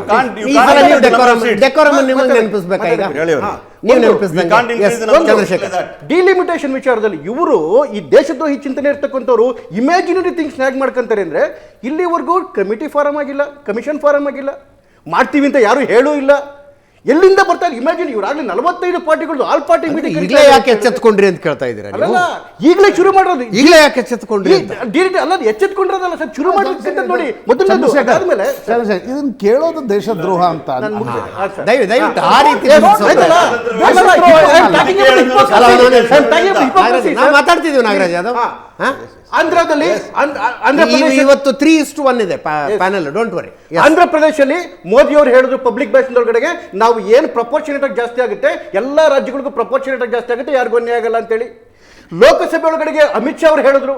ಮೊನ್ನೆ ಕೊಯಮತ್ತೂರಲ್ಲಿ ಮತ್ತೆ ಅಮಿತ್ ಶಾ ರಿಪೀಟ್ ಆದ್ರು, ಏನೇ ಜಾಸ್ತಿ ಆದ್ರೂ ಕೂಡ ಯಾವುದೇ ರಾಜ್ಯಕ್ಕೂ 1 ಸೀಟ್ ಕೂಡ ಕಡಿಮೆ ಆಗಲ್ಲ, ಪ್ರಪೋರ್ಷನೇಟ್ ಆಗಿ ಜಾಸ್ತಿ ಆಗುತ್ತೆ ಅಂತೇಳಿ. ಯಾವುದ್ರ ಮೇಲೆ ನೀವು ವ್ಯಾಲ್ಯೂ ಫಿಯರ್ ಮಾಂಗರಿಂಗು ಸ್ಟಾರ್ಟ್ ಮಾಡಿದಿರಿ? ಡಿಲಿಮಿಟೇಷನ್ ಶುರುವಾಗಿದ್ದು 1952ರಲ್ಲಿ ಡಿಲಿಮಿಟೇಷನ್ ಕಮಿಷನ್ ಮಾಡಿದ್ಯಾರು? ಇದೇ ಕಾಂಗ್ರೆಸ್ ಸರ್ಕಾರ ತಾನೇ ಮಾಡಿದ್ದು. ಆಮೇಲೆ 63 ಆಯಿತು, 73 ಆಯಿತು, 76 ಮಾಡಿದಂಗೆ ಪೋಸ್ಟ್ಪೋನ್ ಮಾಡಿದ್ದಾರು. ಇದೇ ಇಂದಿರಾ ಗಾಂಧಿ ಅವರು. ಬಿಟ್ಬಿಡಿ ಆ ವಿಚಾರವನ್ನು. 2001ರಲ್ಲಿ ವಾಜಪೇಯಿ ಅವರು 84ನೇ ಅಮೆಂಡ್ಮೆಂಟ್ ತಗೊಂಬಂದ್ರಲ್ಲ, ಅಮೆಂಡ್ಮೆಂಟ್ಗೆ ಸಪೋರ್ಟ್ ಮಾಡಿದ್ಯಾರು? DMK. ಇವತ್ತೇನು ಡಿಲಿಮಿಟೇಷನ್ ಪ್ರೊಸೆಸ್ ಇದೆ ಮೋದಿಯವರು ಮಾಡಿದ್ದಲ್ಲ ಸ್ವಾಮಿ, ನೀವು ಮಾಡಿದ್ದು DMK ಅವರೇ. ಯಾವ ಇದ್ರ ಮೇಲೆ ವಿರೋಧ ಮಾಡ್ತಿದ್ದೀರಿ? ಕಮಿಷನ್ ಮಾಡಿದ್ದಾರು ಕಾಂಗ್ರೆಸ್ ಅವರು, ಸಿದ್ದರಾಮಯ್ಯ ಮೋದಿಯವರು ಮಾಡಿದ್ದಲ್ಲ, ಯಾಕೆ ವಿರೋಧ ಮಾಡ್ತಿದ್ದೀರಿ ನೀವು? ಇದು ಹಿಪೋಕ್ರಸಿ ಅಂತಕ್ಕಂಥದ್ದು ಎಲ್ಲ ವಿಚಾರದಲ್ಲೂ. ತ್ರಿಭಾಷಾ ಸೂತ್ರವನ್ನು ಇವತ್ತು ಹಿಂದಿ ಏರಿಕೆ ಅಂತ ಹೇಳ್ತಾರಲ್ಲ, NEP ಒಳಗಡೆಗೆ ಮೋದಿ ಇದೇ ವಿಷಯಕ್ಕೆ ಹಿಪೋಕ್ರಸಿ ಸರ್. 1968ರಲ್ಲಿ ಕೊಠಾರಿ ಕಮಿಷನ್ ಒಳಗಡೆ ಹಿಂದಿ ಏರಿಕೆ ಮಾಡಿದ್ಯಾರು? ಕಾಂಗ್ರೆಸ್ ಅವರು. ಹಿಂದಿ ಹೇರಿಕೆ ಮಾಡಿ ಕಾಂಗ್ರೆಸ್ ಅವರು. ಅದ್ರ ತೆಗ್ದಿರೋದು ಯಾರು? ಮೋದಿ ಅವರು. NEP ಒಳಗಡೆಗೆ ಇದು ಯಾರು ಮಾತೃಭಾಷೆಗೆ ಪ್ರಾಮುಖ್ಯತೆಯನ್ನು ಕೊಟ್ಟಿದ್ದು. ಒನ್ ನೇಷನ್ ಒನ್ ಎಲೆಕ್ಷನ್ ಅನ್ನ ಸಪೋರ್ಟ್ ಮಾಡಿದ್ಯಾರು? ಕರುಣಾನಿಧಿ ಅವರು. ಇವತ್ತು DMK ಅದನ್ನೇ ವಿರೋಧ ಮಾಡುತ್ತೆ. ಅವರ ಜೊತೆಲಿರ್ತಕ್ಕಂಥ ಕಾಂಗ್ರೆಸ್ ವಿರೋಧ ಮಾಡ್ತಾರೆ. ಫೆಬ್ರವರಿ 10, 2025ರಲ್ಲಿ ಸೋನಿಯಾ ಗಾಂಧಿ ಅವರು ಪಾರ್ಲಿಮೆಂಟಲ್ಲಿ ಹೇಳ್ತಾರೆ ಸೆನ್ಸಸ್ ಆಗಬೇಕು ಅಂತೇಳಿ. ಯಾವ ವಿಚಾರಕ್ಕೆ ಸೆನ್ಸಸ್ ಆಗಬೇಕು? ಜಿತನಿ ಇದು ಅತಿ ಉತನಿ ಆಬಾದಿ ಅಂತೇಳಿ. ಎಷ್ಟು ಪಾಪ್ಯುಲೇಷನ್ ಇದೆ ಅಷ್ಟು ನೀವು ಇದನ್ನು ರಿಸರ್ವೇಷನ್ ಕೊಡಿ ಅಂತ ಹೇಳ್ತೀರಿ. ಪಾಪ್ಯುಲೇಷನ್ ಮಾಡಬೇಕು ಅಂತ ಹೇಳಿದ್ರೆ ನೀವು ಅದ್ರ ಪ್ರಕಾರ, ನಿಮ್ಮ ಜನಗಣತಿ ಪ್ರಕಾರ ನೀವು ರಿಸರ್ವೇಷನ್ ಕೊಡಬೇಕು. ಇನ್ನೊಂದು ಕಡೆಗೆ ಜನಸಂಖ್ಯೆ ಜಾಸ್ತಿ ಇದೆ, ಅಲ್ಲಿ ಕೊಡಬಾರ್ದು. ನಾನು ಇಲ್ಲೊಂಥರ ಅಲ್ಲೊಂಥರ. ಸೋನಿಯಾ ಗಾಂಧಿ ಅವರು ಹೇಳಿದ್ದು SC/STಗಳ ಬಗ್ಗೆ ಕಾಳಜಿ ಇಟ್ಕೊಂಡು ಅದ್ರ ಪಾಪ್ಯುಲೇಷನ್ ಅನುಗುಣ ಕೊಡಬೇಕು ಅಂತ ತಪ್ಪಿಲ್ಲ ಅಂತ ಮಾತು ಹೇಳ್ತಾ ಇದ್ರಿ. ಕ್ಷೇತ್ರ ಪುನರ್ವಿಂಗಡಣೆ ಆಗಬಾರ್ದು ಅಂತೀರಿ ನೀವು. ಸೆನ್ಸೆಕ್ಸ್ ಇಟ್ಕೊಂಡು ಕ್ಷೇತ್ರ ಪುನರ್ವಿಂಗಡಣೆ Census ಮಾಡ್ಬೇಕಾದ್ರೆ ನೋಡಿ, ಎಸ್ ಸಿ ಎಸ್ ಟಿ ಮೀಸಲಾತಿ ಅಷ್ಟೇ ಕೊಡಿ ಅಂತ. ನೋಡಿ ಜನಸಂಖ್ಯೆ ಸೆನ್ಸಸ್ ಆಗ್ಬೇಕು ಅಂತಕ್ಕಂಥದ್ದು ನಾವು ಪ್ಲಾನಿಂಗ್ ಮಾಡಬೇಕು, ಪ್ರೋಗ್ರಾಮ್ಸ್ ಕೊಡಬೇಕು, ಆಗ್ಬೇಕು ಅಂತ ಎರಡು ಮಾತಿಲ್ಲ. ಆದ್ರೆ SC/ST ವಿಚಾರದಲ್ಲಿ ನಾವು ಹೆಚ್ಚು ಕಾಳಜಿ ವಹಿಸಿಕೊಳ್ಬೇಕಾದ್ರೆ ಜನಸಂಖ್ಯೆ ವಿಚಾರದಲ್ಲಿ ಅವ್ರ ಮೀಸಲಾತಿ ಇನ್ಕ್ರೀಸ್ ಮಾಡಬೇಕು ಅಂದ್ರೆ ತಪ್ಪಿಲ್ಲ. ಆದ್ರೆ ನಾವು 71 ಸೆನ್ಸಸ್ ಯಾಕೆ ತಗೋಬೇಕು ಅನ್ನೋದಾದ್ರೆ ನಮ್ಮ ಧ್ವನಿ ಇರಬೇಕು ಪಾರ್ಲಿಮೆಂಟ್ ಅಲ್ಲಿ ಅಂತಲ್ಲ, ಧ್ವನಿ ಅಡಗಿಸ್ತಕ್ಕಂಥ ಕೆಲಸ. ಇವರೆಲ್ಲ ಹಿಂದಿ ರಾಜ್ಯಗಳ ಪರ ಇರ್ತಕ್ಕಂಥ ನಾವು ಒಪ್ಕೋಬೇಕಾ? ಇಷ್ಟೆಲ್ಲ ಹೇಳ್ತಾರಲ್ಲ, ಯಾಕೆ ತಮಿಳುನಾಡು ವಿರುದ್ಧ ಮಾತಾಡ್ತಾರೆ?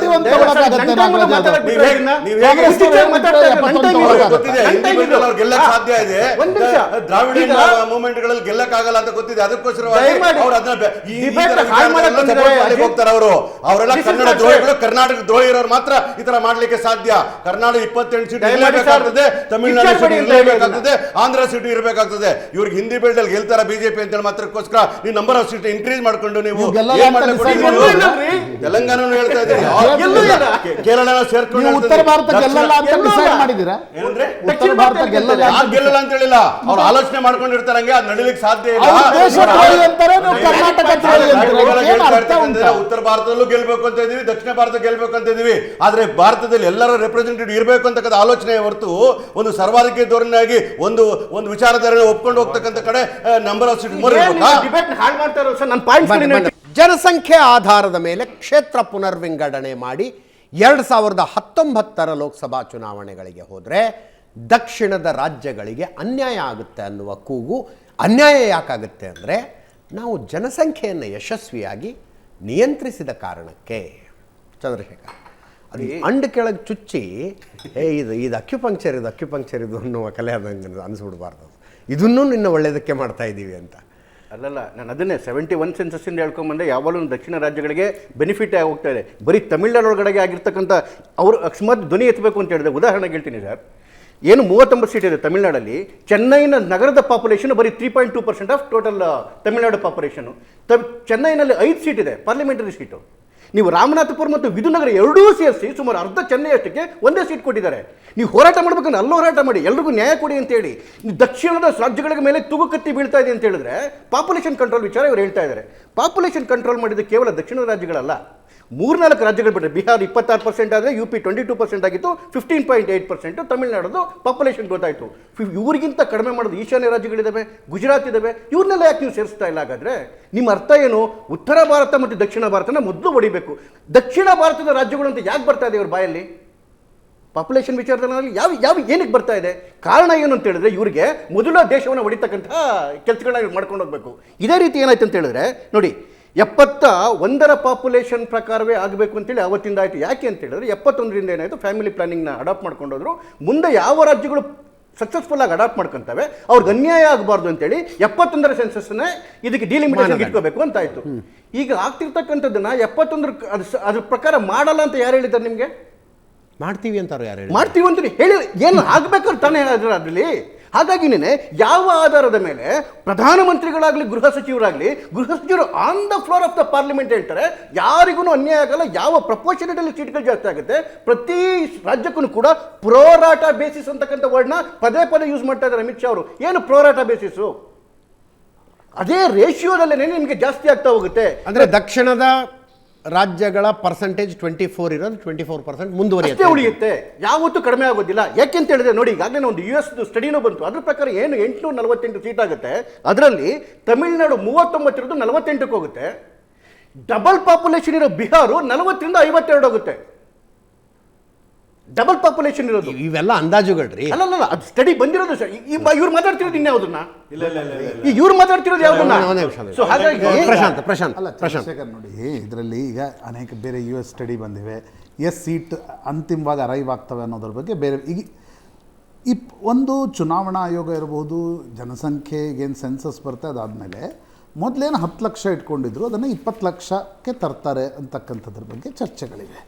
ಆ 20 ಲಕ್ಷ ಬಂದಾಗ 753 ಸೀಟ್ ಆಗ್ತವೆ, ಅದಕ್ಕಿಂತ ಜಾಸ್ತಿ ಸೀಟ್ ಮಾಡಲಿಕ್ಕೆ ಕೊಡಲ್ಲ ಅಂತಕ್ಕಂಥದ್ರ ಬಗ್ಗೆ. ಈಗ ನೀವು 2001 ಅಟಲ್ ಬಿಹಾರಿ ವಾಜಪೇಯಿ ಸರ್ಕಾರದ ಸಂದರ್ಭದಲ್ಲಿ ಏನು ಕಾನ್ಸ್ಟಿಟ್ಯೂಷನಲ್ ಅಮೆಂಡ್ಮೆಂಟ್ 82 ಅಮೆಂಡ್ಮೆಂಟ್ ನೀವು ಹೇಳಿದ್ರಿ, ಅದರಲ್ಲಿ ಪಾಪ್ಯುಲೇಷನ್ ಆಧಾರದ ಮೇಲೆಯೇ ಸೀಟ್ಗಳನ್ನು ನಾವು ಕಾನ್ಸ್ಟಿಟ್ಯೂನ್ಸೀಸ್ಗಳನ್ನು ಜಾಸ್ತಿ ಮಾಡೋದು ಕಡಿಮೆ ಮಾಡೋದು ಮಾಡ್ತೀವಿ ಅಂತಕ್ಕಂಥದ್ರ ಬಗ್ಗೆ ಸ್ಪಷ್ಟತೆ ಇದೆ. ಆ ಕಾನ್ಸ್ಟಿಟ್ಯೂಷನಲ್ ಅಮೆಂಡ್ಮೆಂಟ್ ನೀವು ತೆಗೆದು ಓದಿ. ಪಾಪ್ಯುಲೇಷನ್ ಟೆಸ್ಟ್ ವಿಸ್ತೀರ್ಣ ಇರಲಿ, ಆ ಸಂದರ್ಭದಲ್ಲಿ ನೀವು ಏನು ಫಾರ್ಮುಲಾ ತರ್ತೀವಿ ಅನ್ನೋದು ಇನ್ನೂ ಕೂಡ ಸ್ಪಷ್ಟ ಆಗದೇ ಇದ್ದಾಗ ದಕ್ಷಿಣದ ರಾಜ್ಯಗಳಿಗೆ ಆತಂಕವನ್ನು ನೀವು ರಾಷ್ಟ್ರದ್ರೋಹ ಅಂತ ಯಾಕೆ ಕರಿತೀರಿ? ಆಮೇಲೆ ದಕ್ಷಿಣದ ರಾಜ್ಯಗಳಿಗೆ ಜಾಸ್ತಿ ಸಿಕ್ಕಿದೆ ಅಲ್ರಿ, ಟ್ಯಾಕ್ಸ್ಗಳನ್ನು ಜಾಸ್ತಿ ತುಂಬ್ತೀವಿ. ನಾನು ಅದರ ಅರ್ಥ ಉತ್ತರ ಪ್ರದೇಶಕ್ಕೆ ನೀವು ನೋಡಿ, ನಮಗೆ ನಾವು ತುಂಬುವ ಟ್ಯಾಕ್ಸ್ನ 30% ಬರುತ್ತೆ. ನಾನು ಆ ಚರ್ಚೆಗೆ ಹೋಗೋಲ್ಲ. ಅವ್ರಿಗೆ 250 ಹೋಗುತ್ತೆ, ಅವ್ರಿಗೆ ಹೋಗಬಾರ್ದು ಅಂತಕ್ಕಂಥದ್ದನ್ನು ಹೇಳ್ತಾ ಇಲ್ಲ. ಆದರೆ ಈ ಇಡೀ ಸೀಟ್ಗಳನ್ನು ಅರೈವ್ ಆಗ್ತಕ್ಕಂಥ ಸಂದರ್ಭದಲ್ಲಿ ದಕ್ಷಿಣ ಭಾರತದ ಅಪ್ರಿಯೆನ್ಷನ್ಸ್ ಏನಿದೆ ಅದು ಜೆನ್ಯೂನ್ ಇದೆ. ಅದನ್ನ ಕ್ಲಿಯರ್ ಮಾಡಿದ್ರೆ ಆಯ್ತಪ್ಪ. ಅದನ್ನ ಕ್ಲಿಯರ್ ಮಾಡಿ ಇಲ್ಲಿ ನೀವು ದೇಶದ್ರೋಹ ಅನ್ನೋದು ಅವ್ರು ಕರ್ನಾಟಕ ದ್ರೋಹ ಬೈನರಿ ಚರ್ಚೆಯಿಂದ ಉಪಯೋಗ ಇಲ್ಲ. ನಾನು ಹೇಳ್ತಾ ಇರೋದು ಪ್ರೈಮ್ ಮಿನಿಸ್ಟರ್ಗಿಂತ ಇನ್ಯಾರು ಕ್ಲಾರಿಫೈ ಮಾಡಬೇಕು. ಆಂಧ್ರದಲ್ಲಿ ಪ್ರೈಮ್ ಮಿನಿಸ್ಟರ್ ಕ್ಲಾರಿಫೈ ಮಾಡ್ತಾರೆ, on the floor of the house home minister clarify ಮಾಡ್ತಾರೆ, ಮತ್ತೆ ಹೋಮ್ ಮಿನಿಸ್ಟರ್ ರಿಪೀಟ್ ಮಾಡ್ತಾರೆ, ಯಾರಿಗೂ ಒಂದು ಸೀಟು ಕಡಿಮೆ ಆಗೋದಿಲ್ಲ ಅಂತ ಹೇಳ್ತಾರೆ. ನಂಬಿಕೆ ಅರ್ಹವಾಗಿರ್ತಕ್ಕಂಥ ಉತ್ತರಗಳನ್ನ ಕೊಟ್ಟಿಲ್ಲ. ನಮ್ಗೆ ಬೇಕಾದ ಆಯ್ತು, ನಂಬಿಕೆಗಾರವಾದ ಬಾಂಡ್ ಪೇಪರ್ ಮೇಲೆ ಬರೆದು ಕೊಡ್ಬೇಕು. ಬಾಂಡ್ ಅಲ್ಲ, ನಾನು ಹೇಳ್ತಾ ಇರ್ತಕ್ಕಂಥದ್ದು ಏನಂತಂದ್ರೆ ಈಗ 543 ಸೀಟ್ಗಳಿದೆ. ನಾವೀಗ ಇವರೇ ಮಾತಾಡ್ತಾ ಏನಂತಂದ್ರು, ಯಾವ್ದು ಸ್ಟೇಟ್ದು ಕಡಿಮೆ ಆಗಲ್ಲ, ಪಾಪ್ಯುಲೇಷನ್ ಅನುಗುಣವಾಗಿ ಇನ್ಕ್ರೀಸ್ ಆಗ್ತದೆ ಅಂತ ಮಾತು ಹೇಳಿದ್ರು. ಆಯ್ತು, 80 ಇರ್ತಕ್ಕಂಥ ಸೀಟುಗಳು ಉತ್ತರ ಪ್ರದೇಶದಲ್ಲಿ 143 ಸೀಟ್ ಆಯ್ತು ಅಂತ ಇಟ್ಕೊಳ್ಳೋಣ. ಅದೇ ರೀತಿ ಹಿಂದಿ ಇಟ್ಕೋಬೇಡಿ ಅಂತಾರೆ. ಒಂದು ನಿಮಿಷ ಸರ್, ಒಂದು ನಿಮಿಷ ನೋಡಿ, ಇನ್ ಕೇಸ್ ಅಂತ ಹೇಳ್ತಾ ಇದ್ದೀನಿ. ಅದಕ್ಕೆ ಆದರೆ ಏನಾಗ್ತದೆ ಅಂತ ನೋಡೋಣ. ನೀವು ಬಿಲ್ಗಳನ್ನ ಪಾಸ್ ಮಾಡಬೇಕು ಅಂತ ಬಂದಾಗ ನಿಮ್ಗೆ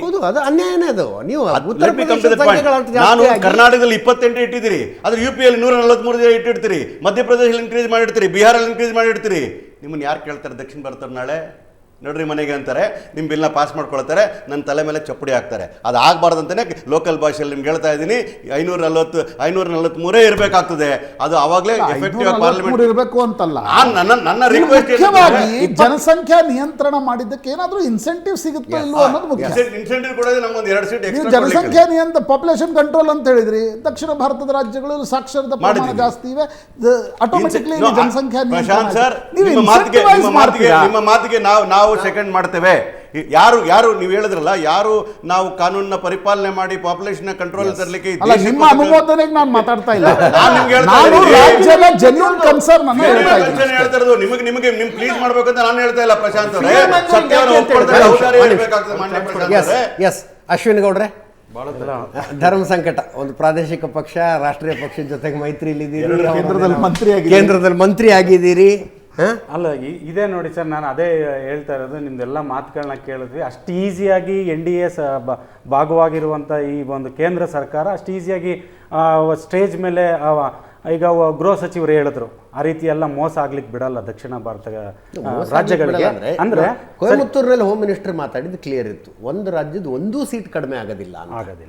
ಅದರ ಅರ್ಥ ಎಷ್ಟು ಹೆಚ್ಚಳ ಆಗುತ್ತೆ, ಎಕ್ಸಾಕ್ಟ್ಲಿ ಸರ್, ಯಾವ ಪರ್ಸೆಂಟಿಗೆ ಹೆಚ್ಚಳ ಆಗುತ್ತೆ. ಆಂಧ್ರ ಪ್ರದೇಶ ನಮ್ಮ ಕನ್ಸರ್ನ್ ಇರೋದು ಈಗ 24% ಏನು ರೇಷಿಯೋ ಇದೆಯಲ್ಲ ದಕ್ಷಿಣದ ರಾಜ್ಯಗಳ ಸಂಸದರದ್ದು, ಆ ರೇಷಿಯೋ ಮುಂದುವರಿಬೇಕು, ಅದು ಕಡಿಮೆ ಆಗಬಾರ್ದು ಸರ್. ಅಷ್ಟು ಈಸಿಯಾಗಿ ಆಂಧ್ರನ ಕಡೆಗಣಿಸ್ಲಿಕ್ಕೆ ಆಗಲ್ಲ, ಯಾಕೆಂದರೆ ಒಂದು ಸರ್ಕಾರದ ಭಾಗವಾಗಿದ್ದಾರೆ, ಎಲ್ರಿಗೂ ಗೊತ್ತಿದೆ. ದಕ್ಷಿಣ ಭಾರತ ಅಂತ ನಾವು ಈಗ 1971 ಆಧಾರದ ಮೇಲೂ ತಗೊಳ್ಬೇಕು ಅಂತಲೂ ಅದು ಚರ್ಚೆಯನ್ನು ಸರಿ ಅನ್ಸಲ್ಲ ಸರ್. ಯಾಕೆಂದರೆ ಅವತ್ತಿನ ಜನಸಂಖ್ಯೆಗೂ ಇವತ್ತಿನ ಜನಸಂಖ್ಯೆಗೂ ಎಲ್ರಿಗೂ ಗೊತ್ತಿದೆ ಎಸ್ ಅಲ್ವಾ.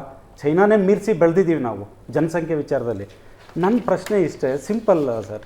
ದಕ್ಷಿಣ ಭಾರತ ಪ್ರಶಾಂತ್ ಅವರು ಅವಾಗಲೇ ಹೇಳ್ತಾ ಇದ್ರು, ನಾವು ಇನ್ನೂ ದಕ್ಷಿಣ ಭಾರತ ಅಂತ ಕೂತ್ಕೊಂಡು ಒಗ್ಗಟ್ಟಾಗಿ ಯಾವತ್ತೋಗಿ ಸೆಂಟ್ರಲಲ್ಲಿ ಬಾರ್ಗೇನ್ ಮಾಡ್ತಾ ಕೂತಿದ್ದೀವಿ. ಇವತ್ತು ನದಿ ಜೋಡಣೆ ವಿಚಾರ ಬಂದಾಗ ಕರ್ನಾಟಕಕ್ಕೆ 1% ನ್ಯಾಯ ಇಲ್ಲ ಅದರಲ್ಲಿ. ಆಂಧ್ರಕ್ಕೆ ಪಕ್ಕದ ತಮಿಳ್ನಾಡಿಗೆ ಆಗುತ್ತೆ, ಅವ್ರುಗಳು ಕರ್ನಾಟಕದ ಬಗ್ಗೆ ಮಾತಾಡಲ್ಲ. ಇವತ್ತು ತಮಿಳ್ನಾಡಿನ ಸ್ಟಾಲಿನ್ ಅವರು ಹೇಳಿಕೆ ಕೊಟ್ಟರು ಅಂತ ನೀವು ವಿರೋಧಿಸೋದೇನಿದೆ? ಕರ್ನಾಟಕದ ಏನಾಗುತ್ತೆ, ನಿಜ ಸ್ಥಿತಿ ಏನಾಗುತ್ತೆ, ವಾಸ್ತವಾಂಶ ಏನಿದೆ ಅಂತ ತಿಳ್ಕೊಂಡು ಚರ್ಚೆ ಮಾಡಿದ್ರೆ ಒಳಿತಲ್ವ ಸರ್. ನಾವು ಧಿಕ್ಕರಿಸಬೇಕು ಪ್ರತಿಯೊಂದು ಕೇಂದ್ರ ಸರ್ಕಾರದ ಕೇಂದ್ರದ ಪ್ರತಿನಿಧಿಗಳ ಹೇಳಿಕೆಗಳನ್ನ ನಾವು ಖಂಡಿಸ್ಬೇಕು ಅಂತ ಕಾಂಗ್ರೆಸ್ ಅವರು ಏನಕ್ಕೆ ಆತುರವಾಗಿ ಹೇಳ್ತಾರೆ ಅನ್ನೋದು ಆಂಟಿಸಿಪೇಷನ್ ಅಂತಾರ್ರಿ.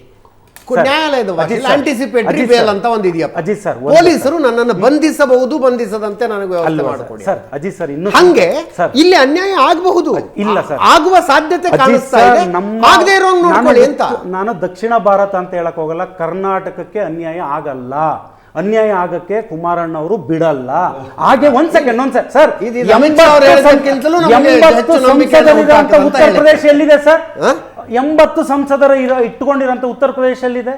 40 ಸಂಸದರಿರುವಂಥ ಬಿಹಾರಲ್ಲಿದೆ, 28 ಕರ್ನಾಟಕ ಹೇಗಿದೆ ಸರ್. ಚೆನ್ನಾಗೇ ಇದ್ದೀವಿ. ಸ್ವಲ್ಪ ಸಾಧಕ ಬಾಧಕಗಳನ್ನ ಚರ್ಚೆ ಮಾಡಬೇಕು.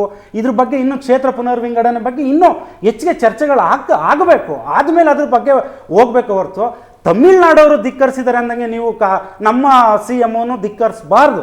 ಯೋಚನೆ ಮಾಡಿ ನೀವು ಅದಕ್ಕೆ ಹೇಳಿಕೆ ಕೊಡ್ಬೇಕು. ಯಾಕೆಂದರೆ ಅವ್ರಿಗೆ ಹೇಳಿಕೆ ಕೊಡಿ ಅನ್ನೋ ಅಷ್ಟು ನಾನು ದೊಡ್ಡವನಲ್ಲ. ಆದರೆ ಜನರ ಹಿತದೃಷ್ಟಿಯಿಂದ ಏನೋ ಕೇಂದ್ರ ಗೃಹ ಸಚಿವರು ಹೇಳಿದ್ದಾರೆ ಅಂತ ಹೇಗೆ ನಾನು ವಿರೋಧಿಸ್ತಿದ್ದೀನಿ ಪ್ರತಿಯೊಂದು ಅಂತ ಆಗಬಾರ್ದು. ರವೀಂದ್ರ ರೇಷ್ಮೆ ಅವರು ಹೇಳಿದ್ರು, ಇವತ್ತು ಒಕ್ಕೂಟ ವ್ಯವಸ್ಥೆನಲ್ಲಿದ್ದೀವಿ. ಎಲ್ಲೋ ಒಂದು ಕಡೆ ನೀವು ಯಾವುದೋ ಒಂದು ಪಕ್ಕದ ರಾಜ್ಯ ಮಾತಾಡುತ್ತೆ ಅಂತ ನೀವು ನಿಂತ್ಕೊಂಡು ಮಾತಾಡಕ್ಕೆ ಹೋಗಬೇಡಿ. ಬಾರ್ಗೇನ್ ಮಾಡಿ. ಸಿದ್ದರಾಮಯ್ಯ ಅವರೇ ಹೋಗಿ ಸೆಂಟ್ರಲ್ ಕೂತ್ಕೊಳ್ಳಿ. ಒಂದಿನ ಇವತ್ತರಿಗೆ 2 ಚೌಕಾಶಿ ಮಾಡೋದಲ್ರಿ. ಅವ್ರಿಗೆ ಎಷ್ಟು ಕೊಡ್ತೀರಿ, ನಮಗೆ ಎಷ್ಟು ಕೊಡ್ತೀರಿ ಅನ್ನೋದಲ್ಲ. ಅಂತಿಮವಾಗಿ ಯಾವುದೋ ಒಂದು ಫಾರ್ಮುಲಾಗ ಬರ್ತಾರಲ್ಲ, ಆ ಫಾರ್ಮುಲಾನ ಇಟ್ಕೊಂಡು ಕರ್ನಾಟಕ ಅಜಿತ್ ಸರ್, ಇವತ್ತು ಇನ್ನೂ ಒಂದು ಪ್ರಶ್ನೆ ಕೇಳ್ತೀನಿ. ನನಗೆ ಏನಕ್ಕೆ ಕೇಳ್ತೇನೆ ಅಂದ್ರೆ, ದಕ್ಷಿಣ ಭಾರತದವರು ಒಗ್ಗಟ್ಟಾಗಿ ಎಲ್ಲೂ ಬಾರ್ಗೇನ್ ಮಾಡಿಲ್ಲ ಅನ್ನೋದಕ್ಕೆ ಉದಾಹರಣೆ ಇಷ್ಟೇ. ಮಾಯಾವತಿ ಅವರು ಇಂಡಿ ಒಕ್ಕೂಟ ಅಲ್ವಾ, ಹೇಗೆ ಅವ್ರು ಕೆಲಸ ಮಾಡಿಸ್ಕೊಂತಿದ್ದಾರೆ. ಸ್ಟಾಲಿನ್ ಅವ್ರು ಹೇಗೆ ಕೆಲಸ ಮಾಡಿಸ್ಕೊಂತಿದ್ದಾರೆ. ನಮ್ಮವ್ರು ಏನಕ್ಕೆ ಕೆಲಸಗಳು ಮಾಡಿಸ್ಕೊಂತಿಲ್ಲ. ಎಲ್ಲದಕ್ಕೂ ನೀವು ಜೊತೆ ಪರಸ್ಪರವಾಗಿದ್ದರೆ ಆಗುತ್ತೆ. ಕ್ಷೇತ್ರ ಪುನರ್ವಿಂಗಡಣೆಗೆ ಇವತ್ತು ಅವ್ರ ಸ್ಟೇಟ್ಮೆಂಟ್ ಟ್ವೀಟ್ ಮಾಡಿದ್ದಾರೆ, ಎಕ್ಸ್ ಖಾತೆನಲ್ಲಿ ಹಾಕಿದ್ದಾರೆ ಸಿದ್ದರಾಮಯ್ಯ ಅವರು. ನಾ ಅವಾಗ ಅಂದ್ಕೊಂಡು ನೋಡೋರು ಏನಂತ ಅಂತ ಹೇಳ್ತಾರೆ. ಇನ್ನದು ಚರ್ಚೆ ಹಂತದಲ್ಲಿದೆ. ಆಗಬೇಕು ಬಿಡಬೇಕು ಅನ್ನೋ ಹಂತದಲ್ಲಿದೆ. ಮೋರ್ ಓವರ್ ಗೃಹ ಸಚಿವರು ಹೇಳಿದ್ದಾರೆ ಮೋಸ. ಬಿಜೆಪಿ ಮತ್ತು ಕಾಂಗ್ರೆಸ್ ನಡುವೆ ನಡೀತಾ ಇರತಕ್ಕಂಥ ಚರ್ಚೆ, ಡಿಬೇಟ್ ಏನಿದೆ ಅದು ಪೊಲಿಟಿಕಲ್, ಅದು ಯಾವತ್ತೂ ನಡೀತಾ ಇದೆ ಅಲ್ವಾ. ಒಬ್ಬ ಕನ್ನಡಿಗನಾಗಿ ಮುಖ್ಯವಾಗಿ ಪ್ರಶ್ನೆ ಇರ್ತಕ್ಕಂಥದ್ದು, ನೀವು ಡಿಲಿಮಿಟೇಷನ್ ಮಾಡ್ತಕ್ಕಂಥ ಸಂದರ್ಭದಲ್ಲಿ ನಾನು ಆಗಲೇ ಹೇಳಿದೆ, ಒಂದು ನೀವು ಇನ್ಸೆಂಟಿವೈಸ್ ಮಾಡ್ತೀರಾ. ಕರ್ನಾಟಕ ಸೇರಿದಂತೆ ಯಾವ್ಯಾವ ರಾಜ್ಯಗಳು ಈ ಜನಸಂಖ್ಯಾ ನಿಯಂತ್ರಣವನ್ನು ಮಾಡಿ ತೋರಿಸಿವೆ, ಅವ್ರಿಗೇನಾದರೂ ಒಂದು ಪ್ಲಸ್ ಅನ್ನು ಕೊಡ್ತೀರಾ ಅಂತಕ್ಕಂಥದ್ದು ಮೊದಲನೇ ಪ್ರಶ್ನೆ. ಎರಡನೇ ಪ್ರಶ್ನೆ ನೋಡಿ, ಅದು ಆದಮೇಲೆ ಹೋರಾಡ್ಲಿಕ್ಕೆ ಆಗಲ್ಲ. ಇವತ್ತೇ ಅದು ಕನ್ನಡಿಗರಿರ್ಬೋದು, ಯಾವುದೇ ಇರ್ಬೋದು, ಅದು ಮಾಡ್ತಕ್ಕಂಥ ಸಂದರ್ಭದಲ್ಲಿ ನಾವು ಈಗ ನೋಡಿ, ಯಾರೋ ಅಂದ್ರೆ ನಾವು ಧಿಕ್ಕರಿಸ್ಬಿಡ್ತೀವಿ. ಯಾವ್ದಾದ್ರು ರಾಜ್ಯ ಡಿಲಿಮಿಟೇಷನ್ ಮತ್ತು ಸೆನ್ಸಸ್ ಅನ್ನ ಧಿಕ್ಕರಿಸ್ಲಿಕ್ಕೆ ಆಗುತ್ತಾ?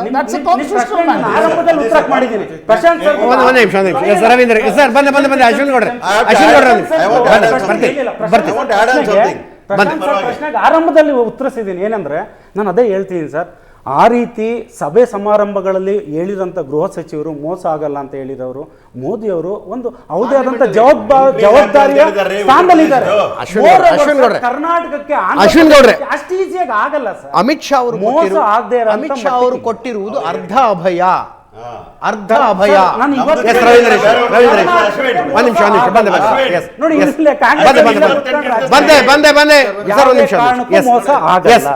ರವೀಂದ್ರ ರೇಷ್ಮೆ, ಹಿಂದೆ ಕುಲ್ದೀಪ್ ಸಿಂಗ್ ಆಯೋಗ ಇತ್ತು, ಕ್ಷೇತ್ರ ಪುನರ್ವಿಂಗಡಣೆ ಆಯೋಗ, ಕರ್ನಾಟಕದ ವಿಧಾನಸಭಾ ಸೀಟ್ಗಳ ಪುನರ್ವಿಂಗಡಣೆ ಆಯಿತು. ಕೊಡಗಿಗೆ ಮೊದಲು 3 ಸೀಟ್ ಇದ್ವು, ಅಸೆಂಬ್ಲಿ ಸೀಟ್ 2 ಆಗ್ಬಿಡ್ತು. ನಾವು ಯಾರೂ ಕೊಡಗಿನ ಬಗ್ಗೆ ನಾವು ಬಾದರೆ ಮಾಡಲಿಲ್ಲ, ಅವ್ರ ಬಗ್ಗೆ ಏನೂ ಕನಿಕರ ತೋರಿಸಲಿಲ್ಲ. ಆಮೇಲೆ ಬಹುಪಾಲು SC ST ಸೀಟ್ಸ್ಗಳನ್ನೆಲ್ಲ ರಾಯಚೂರು, ಬೀದರ್, ಗುಲ್ಬರ್ಗ ಕಡೆ ಹಂಚಿಸ್ಬಿಟ್ರು. ಒಕ್ಕಲಿಗ ಬೆಲ್ಟಲ್ಲಿ ಜಿಲ್ಲೆಗೆ ಒಂದೊಂದೇ SC ST ಸೀಟು.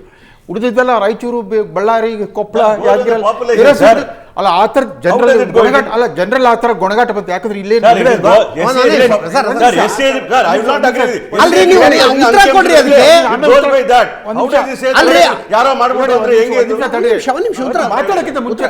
ಆಮೇಲೆ ಆ ಆಯೋಗದಲ್ಲಿ ಕರ್ನಾಟಕದಿಂದ ದೇವೇಗೌಡರು ಇದ್ರು ಮತ್ತು PGR ಸಿಂಧ್ಯಾ ಅವರು ಇದ್ರು. ಅವಾಗ ಸಿದ್ದರಾಮಯ್ಯನವರು ಕೂಡ ಅದೇ ಪಕ್ಷದಲ್ಲಿದ್ದರು, ಅದೇ ಪರಿವಾರದಲ್ಲಿದ್ದರು. ನೋಡಿ, ಪೊಟ್ಟಿ ಶ್ರೀರಾಮುಲು ಅವರ ಹೋರಾಟ ಮತ್ತು ಬಲಿದಾನದ ನಂತರ ಫಜಲ್ ಅಲಿ ಆಯೋಗ ಅಸ್ತಿತ್ವಕ್ಕೆ ಬಂತು. ರಾಜ್ಯಗಳ ರಚನೆ ಮಾಡಬೇಕಾಗಿ ಬಂತು.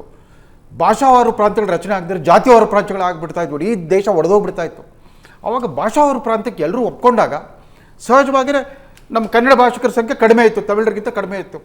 ಮಹಾರಾಷ್ಟ್ರದಲ್ಲಿ ಮೊದಲು ಮುಂಬೈ ಪ್ರಾಂತ ಇತ್ತು, ಆಮೇಲೆ ಗುಜರಾತ್ಗಳು ಮಹಾರಾಷ್ಟ್ರದಲ್ಲಿ ಮತ್ತು ಚಳವಳಿ ಆಗಿದ್ದರು. ಗುಜರಾತ್, ಮಹಾರಾಷ್ಟ್ರ ಅಂತ ಪ್ರತ್ಯೇಕ ರಾಜ್ಯಗಳಾದವು. ಇದೆಲ್ಲದರ ನಡುವೆ ತಮಿಳುನಾಡಿನ ಜನ ಎಷ್ಟು ಜಾಣರು ಅಂತಂದರೆ, ಸ್ವಾತಂತ್ರ್ಯ ಪೂರ್ವದಲ್ಲೇ ದಿಲ್ಲಿ ಗದ್ದಿಗೆ ಹಿಡ್ಕೊಂಡ್ಬಿಟ್ರು, ಸಿವಿಲ್ ಸರ್ವಿಸ್ ಹಿಡ್ಕೊಂಡ್ರು, ರೈಲ್ವೇಸ್ ಹಿಡ್ಕೊಂಡ್ರು, ಬ್ಯಾಂಕಿಗೆ ಹಿಡ್ಕೊಂಡ್ರು, ಈಗ ಹಿಂದಿ ಕಲ್ತ್ಬಿಟ್ರು, ಇಂಗ್ಲೀಷನ್ನು ತಮ್ಮ ಪ್ರಭುತ್ವ ಹಿಡ್ಕೊಂಡ್ಬಿಟ್ಟು ಎಲ್ಲಿವರೆಗೆ ಜಮ್ಮು ಕಾಶ್ಮೀರದ ಪ್ರಧಾನಮಂತ್ರಿ ಗೋಪಾಲ್ ಸ್ವಾಮಿ ಅಯ್ಯಂಗಾರ್. ಆಮೇಲೆ ಗುಜರಾತಿಗಳು ಸ್ವಾತಂತ್ರ್ಯ ಸಂಗ್ರಾಮದ ಲೀಡರ್ಶಿಪ್ಪೇ ಒಬ್ಬರು ಮಹಾತ್ಮ ಗಾಂಧಿ, ಮತ್ತೊಬ್ಬರು ಮೊಹಮ್ಮದ್ ಅಲಿ ಜಿನ್ನಾ, ಇಬ್ಬರು ಗುಜರಾತ್ ಮೂಲದವರು. ಪಾಕಿಸ್ತಾನ ರಾಷ್ಟ್ರಪಿತಾನು ಗುಜರಾತ್ನವನೇ, ಭಾರತದ ರಾಷ್ಟ್ರಪಿತಾನು ಗುಜರಾತ್ನವನೇ. ಅಂದರೆ ಅದು ವ್ಯಕ್ತಿತ್ವದ ಮೇಲೆ, ವ್ಯಕ್ತಿತ್ವದ ಬಲದಿಂದ ನಡೀತಾ ಹೊರತು ಆ ಜಾತಿ ಸಂಖ್ಯಾಬಲ, ಭಾಷಾ ಸಂಖ್ಯಾಬಲದಿಂದ ಅಲ್ಲ. ನಾವು ಡೆಮಾಕ್ರಸಿಯ ನಿಜವಾದ ಅರ್ಥ ಈ ಸಂಖ್ಯಾಬಲ ತಲೆ ಎಣಿಕೆ ಲೆಕ್ಕಾಚಾರ ಮಾಡ್ಕೊಂಡು ಡೆಮಾಕ್ರಸಿ ಉಳಿಯಲ್ಲ ಈ ದೇಶದಲ್ಲಿ. ಯಾವಾಗಲೂ ಪ್ರತ್ಯೇಕತಾವಾದ ಎಷ್ಟು ಮಾತಾಡ್ತಾ ಹೋಗ್ತಾರೆ ಇವರು. ನೋಡಿ, ಹಿಂದಿ ಅಷ್ಟು ವಿರೋಧಿಸ್ತಾ ಇದ್ದಾರಲ್ಲ. ದಕ್ಷಿಣ ಭಾರತ ಹಿಂದಿ ಪ್ರಚಾರ ಸಭಾ ಇದ್ದಿದ್ದೆ ಮದ್ರಾಸ್ನಲ್ಲಿ. ಕರ್ನಾಟಕದಲ್ಲಿ ಮಹಿಳಾ ಹಿಂದಿ ಪ್ರಚಾರ ಸಭಾ ಅಂತಿತ್ತು. ನಾವೆಲ್ಲ ಪ್ರಥಮ ಮಧ್ಯಮ ರಾಷ್ಟ್ರಭಾಷಾ ಅಂತ ಮದ್ರಾಸ್ ಹಿಂದಿ ಪ್ರಚಾರ ಸಭೆ ಅಂತ ಮಾಡ್ತಾ ಇದ್ವಿ. ಅದಷ್ಟೇ ಅಲ್ಲ, ಭಾರತದ ಪ್ರಪ್ರಥಮ ಗವರ್ನರ್ ಜನರಲ್ ರಾಜಾಜಿ, ಪ್ರಪ್ರಥಮ ಉಪರಾಷ್ಟ್ರಪತಿ ರಾಧಾಕೃಷ್ಣ ಎಲ್ಲ ತಮಿಳುನಾಡು ಮೂಲದವರು ಎಲ್ಲ ಕಡೆ ವರ್ಚಸ್ಸು ಬೀರ್ತಾ ಬಂದಿದ್ದಾರೆ. ಅವ್ರ ಜನಸಂಖ್ಯೆ, ಆಮೇಲೆ ಕೇರಳ ಅತ್ಯಂತ ಚಿಕ್ಕ ರಾಜ್ಯ, 95% ಸಾಕ್ಷರತೆ ಇದೆ. ಬೇರೆ ಎಲ್ಲ ಮಾನದಂಡಗಳಿಂದ ಅವರು ಅಭಿವೃದ್ಧಿಯನ್ನು ಸಾಧಿಸಿದ್ದಾರೆ. ಅವ್ರು ಎಂದೂ ಗೊಣಗಾಡಿಲ್ಲ. ನಮ್ಮ ನಂಬರ್ ಕಡಿಮೆ ಆಯಿತು, ಲೋಕಸಭೆಯಲ್ಲಿ ನಾವಿಲ್ಲ, ನಮ್ಮ ಪ್ರಧಾನಮಂತ್ರಿ ಯಾರು ಆಗಲಿಲ್ಲ. ಯಾರು ಪ್ರಧಾನಮಂತ್ರಿ ಆಗಲಿ, ಯಾರೇ ಸರ್ಕಾರ ರಚಿಸಲಿ, ಕೇರಳ ತನಗೆ ಬೇಕಾದ ಹಕ್ಕನ್ನು ಪಡ್ಕೊಳ್ತಾರೆ. ಆ ಥರ ಜಾಗೃತಿ ಇದೆ. ಪ್ರಪಂಚದಾದ್ಯಂತ ಮಲಯಾಳಿಗಳು ಬದುಕು ಕಟ್ಕೊಂಡಿದ್ದಾರೆ, ಯಶಸ್ಸನ್ನು ಪಡ್ಕೊಂಡಿದ್ದಾರೆ. ಆ ದೃಷ್ಟಿಯಿಂದ ಪ್ರಜಾಪ್ರಭುತ್ವ ನೋಡಬೇಕು ಹೊರತು ಭಾರತದಂಥ ವೈವಿಧ್ಯಮಯ ದೇಶದಲ್ಲಿ ಇಂಥ ನೂರಾರು ಒಡಕುಗಳನ್ನು ಮಾಡ್ತಾ ಹೋಗ್ಬೋದು. ಒಬ್ಬರ ವಿರುದ್ಧ ಎತ್ತು ಕಟ್ತಾ ಹೋಗ್ಬೋದು ನಾವು. ಈಗ ಪ್ರದೇಶವಾರು ಉತ್ತರ ದಕ್ಷಿಣ ಶುರು ಮಾಡಿದವರು ಜಾತಿವಾರನು ಹಿಂಗೆ ಮಾಡ್ತಾ ಬಂದುಬಿಡ್ತಾರೆ. ಆ ಜಾತಿ ಕೇಂದ್ರ ನೋಡಿ, ಜಾತಿ ನಿಂದನೆ ಮತ್ತು ಭಾಷಾ ದ್ವೇಷ. DMKನವರು ಯಾವತ್ತು ಕಾಮರಾಜ್ ನಾಡರ್ ಕಾಂಗ್ರೆಸ್ಸನ್ನು ಸೋಲಿಸ್ಬಿಟ್ರು ಅವತ್ತಿಂದ ಇದನ್ನೇ ಮಾಡ್ತಾ ಬಂದ್ಬಿಟ್ಟು ಅದೇ ಅವರ ಅಜೆಂಡಾ, ಜಾತಿ ದ್ವೇಷ ಮತ್ತು ಭಾಷಾ ನಿಂದನೆ. ಮತ್ತು ಆಮೇಲೆ ಇವರಿಬ್ಬರು ಆದರೆ ನೋಡಿ, ಪಶ್ಚಿಮ ಬಂಗಾಳ ಮತ್ತು ತಮಿಳುನಾಡಿನ ಇಬ್ಬರು ನಾಯಕರ ಬಗ್ಗೆ ನನ್ನ ದೊಡ್ಡ ಆಕ್ಷೇಪ ಇದೆ. ಪ್ರಣಬ್ ಮುಖರ್ಜಿ, ಪಶ್ಚಿಮ ಬಂಗಾಳದಲ್ಲಿ ಕಾಂಗ್ರೆಸ್ ಶೂನ್ಯ, ತಮಿಳುನಾಡಿನಲ್ಲಿ ಕಾಂಗ್ರೆಸ್ ಶೂನ್ಯ. ಪಿ ಚಿದಂಬರಂ, ಪ್ರಣಬ್ ಮುಖರ್ಜಿ ಕಾಂಗ್ರೆಸ್ ಸರ್ಕಾರದಲ್ಲೆಲ್ಲ ಅವರೇ ನಿಯಂತ್ರಿಸ್ತಾ ಇದ್ರು ಅದು ಆರ್ಥಿಕ ವ್ಯವಸ್ಥೆಯನ್ನು ಮತ್ತು ರಾಜಕೀಯ ವ್ಯವಸ್ಥೆಯನ್ನು ವ್ಯಕ್ತಿಗತವಾಗಿ. ಅಲ್ಲಿ numbers didn't matter it all. Nagaraj Yadav ಅವರ ಪ್ರತಿಕ್ರಿಯೆ ತೆಗೆದುಕೊಳ್ತಾರೆ. ನಾಗರಾಜ್ ಯಾದವ್ ಅವರು, ಸುಮ್ಮನೆ ನೀವು ಜಂಪಿಂಗ್ ದ ಗನ್ಸ್ ಮಾಡ್ತಾ ಇದ್ದೀರಿ. ಇನ್ನೂ ಏನು ಫೈನಲ್ ಸ್ಟೇಜಿಗೆ ಬಂದಿಲ್ಲ, ಒಂದು ಫಾರ್ಮುಲಾಗೆ ಅರೈವ್ ಆಗಿಲ್ಲ, ಆಗಲೇ ವಿಪರೀತ ಆತಂಕಗಳನ್ನು ವ್ಯಕ್ತಪಡಿಸ್ತಿದ್ದೀರಿ. ಡೋಂಟ್ ವರಿ, ಮೋದಿ ಅಮಿತ್ ಶಾ ಎಲ್ಲವನ್ನು ಸರಿ ಮಾಡ್ತಾರೆ. ಅವ್ರು ಅಕಸ್ಮಾತ್ ಸರಿ ಮಾಡದೇ ಇದ್ರೆ ಕುಮಾರಸ್ವಾಮಿ ಅವರು ಇರ್ತಾರೆ, ತಲೆ ಕೆಡಿಸ್ಕೋಬೇಡಿ ಅಂತ ಅವ್ರು ಹೇಳ್ತಾ ಇರೋದು. ಕುಮಾರಸ್ವಾಮಿ ಅವರು ಸರಿ ಮಾಡ್ತಾರೆ. ಕುಮಾರಸ್ವಾಮಿ ಅವರು ಕರ್ನಾಟಕಕ್ಕೆ ಅನ್ಯಾಯ ಆಗೋದಕ್ಕೆ ಬಿಡೋದಿಲ್ಲ ಅಂದ್ರೆ ಎಲ್ಲ ಮಾತು ಉತ್ತರ ಕೊಡ್ತಕ್ಕಂಥದ್ದು ಏನಂದ್ರೆ, ಅಮಿತ್ ಶಾ ಮಾತು ಏನು ಹೇಳ್ತಾರೆ ಅವರು, ಯಾವುದೇ ರಾಜ್ಯದ ಕಡಿಮೆ ಮಾಡಲ್ಲ ಅಂತ ಹೇಳಾರೆ. ಆದರೆ ಎಲ್ಲಿ ಇನ್ಕ್ರೀಸ್ ಮಾಡುತ್ತಂತ ಸ್ಪಷ್ಟತೆ ಕೊಡಲಿ ಅಂದರೆ ನೀವು ಆವಾಗಲೇ ಸರಿಯಾಗಿ ಹೇಳುತ್ತೆ. ಅರ್ಧ ಕೊಡಕ್ಕೆ ಅಂದ್ರೆ ಅಮಿತ್ ಶಾ ಅವ್ರಿಗೂ ಗೊತ್ತಿಲ್ಲ. ಇಲ್ಲ ನಾನು ಹೇಳ್ತೀನಿ ನೋಡಿ ಸರ್, ಇದು ಒಂದು ನೋಡಿ, ನೀವು ಕಮಿಷನ್ ಫಾರ್ಮ್ ಆಗಿದೆ ಸರ್, ಕಮಿಷನ್ ಫಾರ್ಮ್ ಆಗದೆ ಇರ್ಬೋದು, ಎಲ್ಲ ವಿಚಾರಗಳು ಬಿಡೋದು. 2026 ಸೆನ್ಸಸ್ನ ತಗೊಂಡು ಮಾಡಬೇಕು ಅಂತ ಮಾಡಿದಾಗ ನಮ್ಗೆ ಆಗ್ತಕ್ಕಂಥ ಆತಂಕನ ವ್ಯಕ್ತಪಡಿಸ್ತಾ ಇದ್ದೇವೆ. ಆ ಆತಂಕನ ವ್ಯಕ್ತಪಡಿಸ್ತಕ್ಕಂಥ ಹಕ್ಕು ನಮಗಿದೆ. ಯಾಕಂದರೆ ನಾವು ಈ ದೇಶ ಅಂತಂದರೆ ಒಂದು ದೇಶ ಅಲ್ಲ, ಇದು ಒಕ್ಕೂಟ ಆಗಿರ್ತಕ್ಕಂಥ ದೇಶ. ನೋಡಿ ಹೇಳ್ತೀನಿ, ಅಲ್ಲಲ್ಲ, ಅವರಿಗೆ ಆತಂಕವಾದಿಗಳಾಗ್ಬಿಟ್ಟಿದ್ದಾರೆ.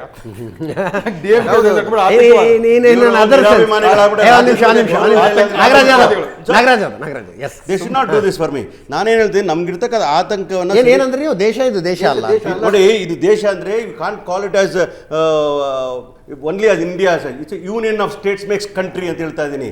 ಹಾಗಾಗಿ ನೋಡಿ, ಇಷ್ಟು ಇರ್ರೆಸ್ಪಾನ್ಸಿಬಲ್ ಸ್ಟೇಟ್ಮೆಂಟ್ ಹೆಂಗ್ರಿ ಕೊಡ್ತಾರೆ ಇವರು? ರಾಹುಲ್ ಗಾಂಧಿನೇ ಕೊಟ್ಟಿದ್ದಾರೆ, ನಾಗರಾಜ್ ಯಾದವ್ ಕೊಡೋದೇನು? ಒಂದು ನಿಮಿಷ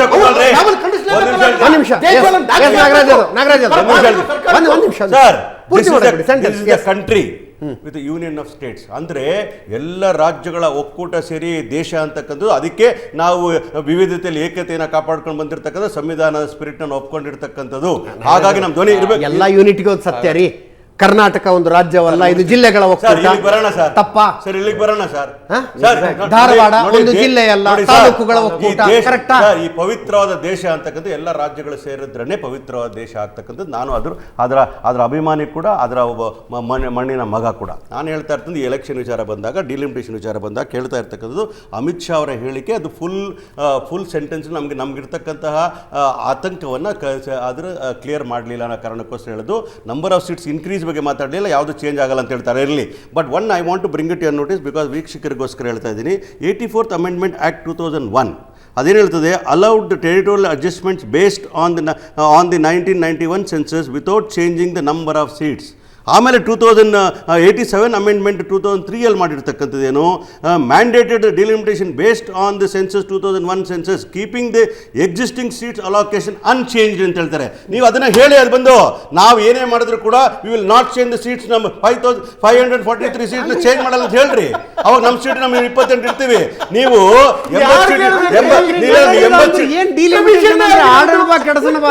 ಹಂಗಾಗಲ್ಲ. ಇಲ್ಲ ನಂಬರ್ 543 ಇರಬೇಕು. Delimitation can change the borders of the parliamentary constituencies.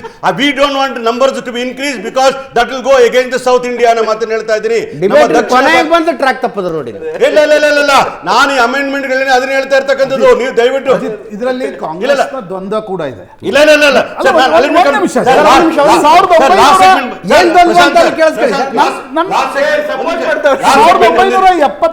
ಜನಗಣತಿ ಇಟ್ಕೊಂಡು ನೀವು ಜಾತಿ ಗಣತಿಯನ್ನು ಕೇಳ್ತೀರಾ? ಇಲ್ಲ. ನೀವೇನ್ ಹೇಳ್ತಿದ್ರಿ? 2026 ಜನಗಣತಿ ಜಾತಿ ಗಣತಿಯನ್ನು ಕೇಳ್ತಿದ್ರಿ. ಹಾಗಿದ್ಮೇಲೆ ನೋಡಿ, ಇಲ್ಲಿ ಪ್ರಶ್ನೆ ಇರೋದಿಷ್ಟೇ, ದಕ್ಷಿಣ ಭಾರತಕ್ಕೆ ಅನ್ಯಾಯವಾಗದಂತೆ ಅಥವಾ ದಕ್ಷಿಣ ಭಾರತದ ರಾಜ್ಯಗಳಿಗೆ, ನಾನು ದಕ್ಷಿಣ ಭಾರತ ಆಸ್ ಒಂದನ್ನು ತೆಗೆದುಕೊಳ್ಳಲ್ಲ, ರಾಜ್ಯಗಳಿಗೆ ಅನ್ಯಾಯವಾಗದಂತೆ ನೋಡ್ಕೊಳ್ತೀರಾ ಪೊಲಿಟಿಕಲಿ ಅನ್ನೋದಷ್ಟೇ ಪ್ರಶ್ನೆ ಅಷ್ಟೇ. ಇಲ್ಲಿ 543 ಯಾಕಿರುತ್ತೆ? 50 ವರ್ಷಗಳ ಕಾಲ 543 ಇತ್ತು. ಹಾಗಿದ್ದಲ್ಲಿ ನಿಮಗೆ 20 ಲಕ್ಷ ಜನಸಂಖ್ಯೆಗೆ ಒಂದು ಸೀಟ್ ಬೇಡವಾ? 543 ಆಗ್ಬೇಕು, ಆ ಸೀಟ್ಗಳ ಸಂಖ್ಯೆ ಜಾಸ್ತಿ ಆಗಬೇಕು. ಸರ್ ಅದೇ ಕನ್ಫ್ಯೂಷನ್ ಹೇಳ್ತಾ ಇರ್ತಾರೆ. ಅದೇ ಅಜಿತ್ ಅವರು ಹೇಳಿದ ಅದೇ. ಈಗ ನೀವು ಜನಸಂಖ್ಯೆ ಅನುಗುಣ ಮಾಡಕ್ ಹೋಗ್ತೀರಾ ನೀವು. ನಾವು ಪಾಪ್ಯುಲೇಷನ್ ಕಂಟ್ರೋಲ್ ಮಾಡಿದ ತಪ್ಪಿಗೆ ನಮ್ಮ ಸೀಟ್ಸ್ 28 ಇರಬೇಕು, ಅವ್ರದ್ದು ಡಬಲ್ ಆಗ್ಬೇಕು. 28 ಇರಲ್ರಿ, ನಮ್ದು 36 ಆಗತ್ತೆ. Nagaraj, if you can't convince confuse ಅನ್ನುವ ರೀತಿಯ ವಾದಗಳು ಬೇಡ. 543 ಸಂಖ್ಯೆ ಜಾಸ್ತಿ ಆಗುತ್ತೆ, ಪ್ರಪೋರ್ಷನೇಟ್ ಆಗಿ ಜಾಸ್ತಿ ಆಗುತ್ತಾ ಅನ್ನೋದಷ್ಟೇ ಅಷ್ಟೇ. 30 ಸೆಕೆಂಡ್ಸ್. ಡಿಲಿಮಿಟೇಷನ್ ವಿಚಾರದಲ್ಲಿ ಮೋದಿ ಅವರಿರೋವರೆಗೂ, ಬಿಜೆಪಿ ಸರ್ಕಾರ ಇರೋವರೆಗೂ ಇಡೀ ದೇಶದಲ್ಲಿ ಯಾವುದೇ ವಿಚಾರದಲ್ಲಿ ಯಾರಿಗೂ ಅನ್ಯಾಯ ಆಗಲ್ಲ. ಜಮ್ಮು ಮತ್ತು ಕಾಶ್ಮೀರದಲ್ಲಿ ಡಿಲಿಮಿಟೇಷನ್ ಎಕ್ಸಾಂಪಲ್ ತಗೊಳ್ಳಿ ಹೇಳ್ತೀನಿ. 5300 ಕೊಟ್ರೆ ಕೊಟ್ಟೇನ್ರಿ.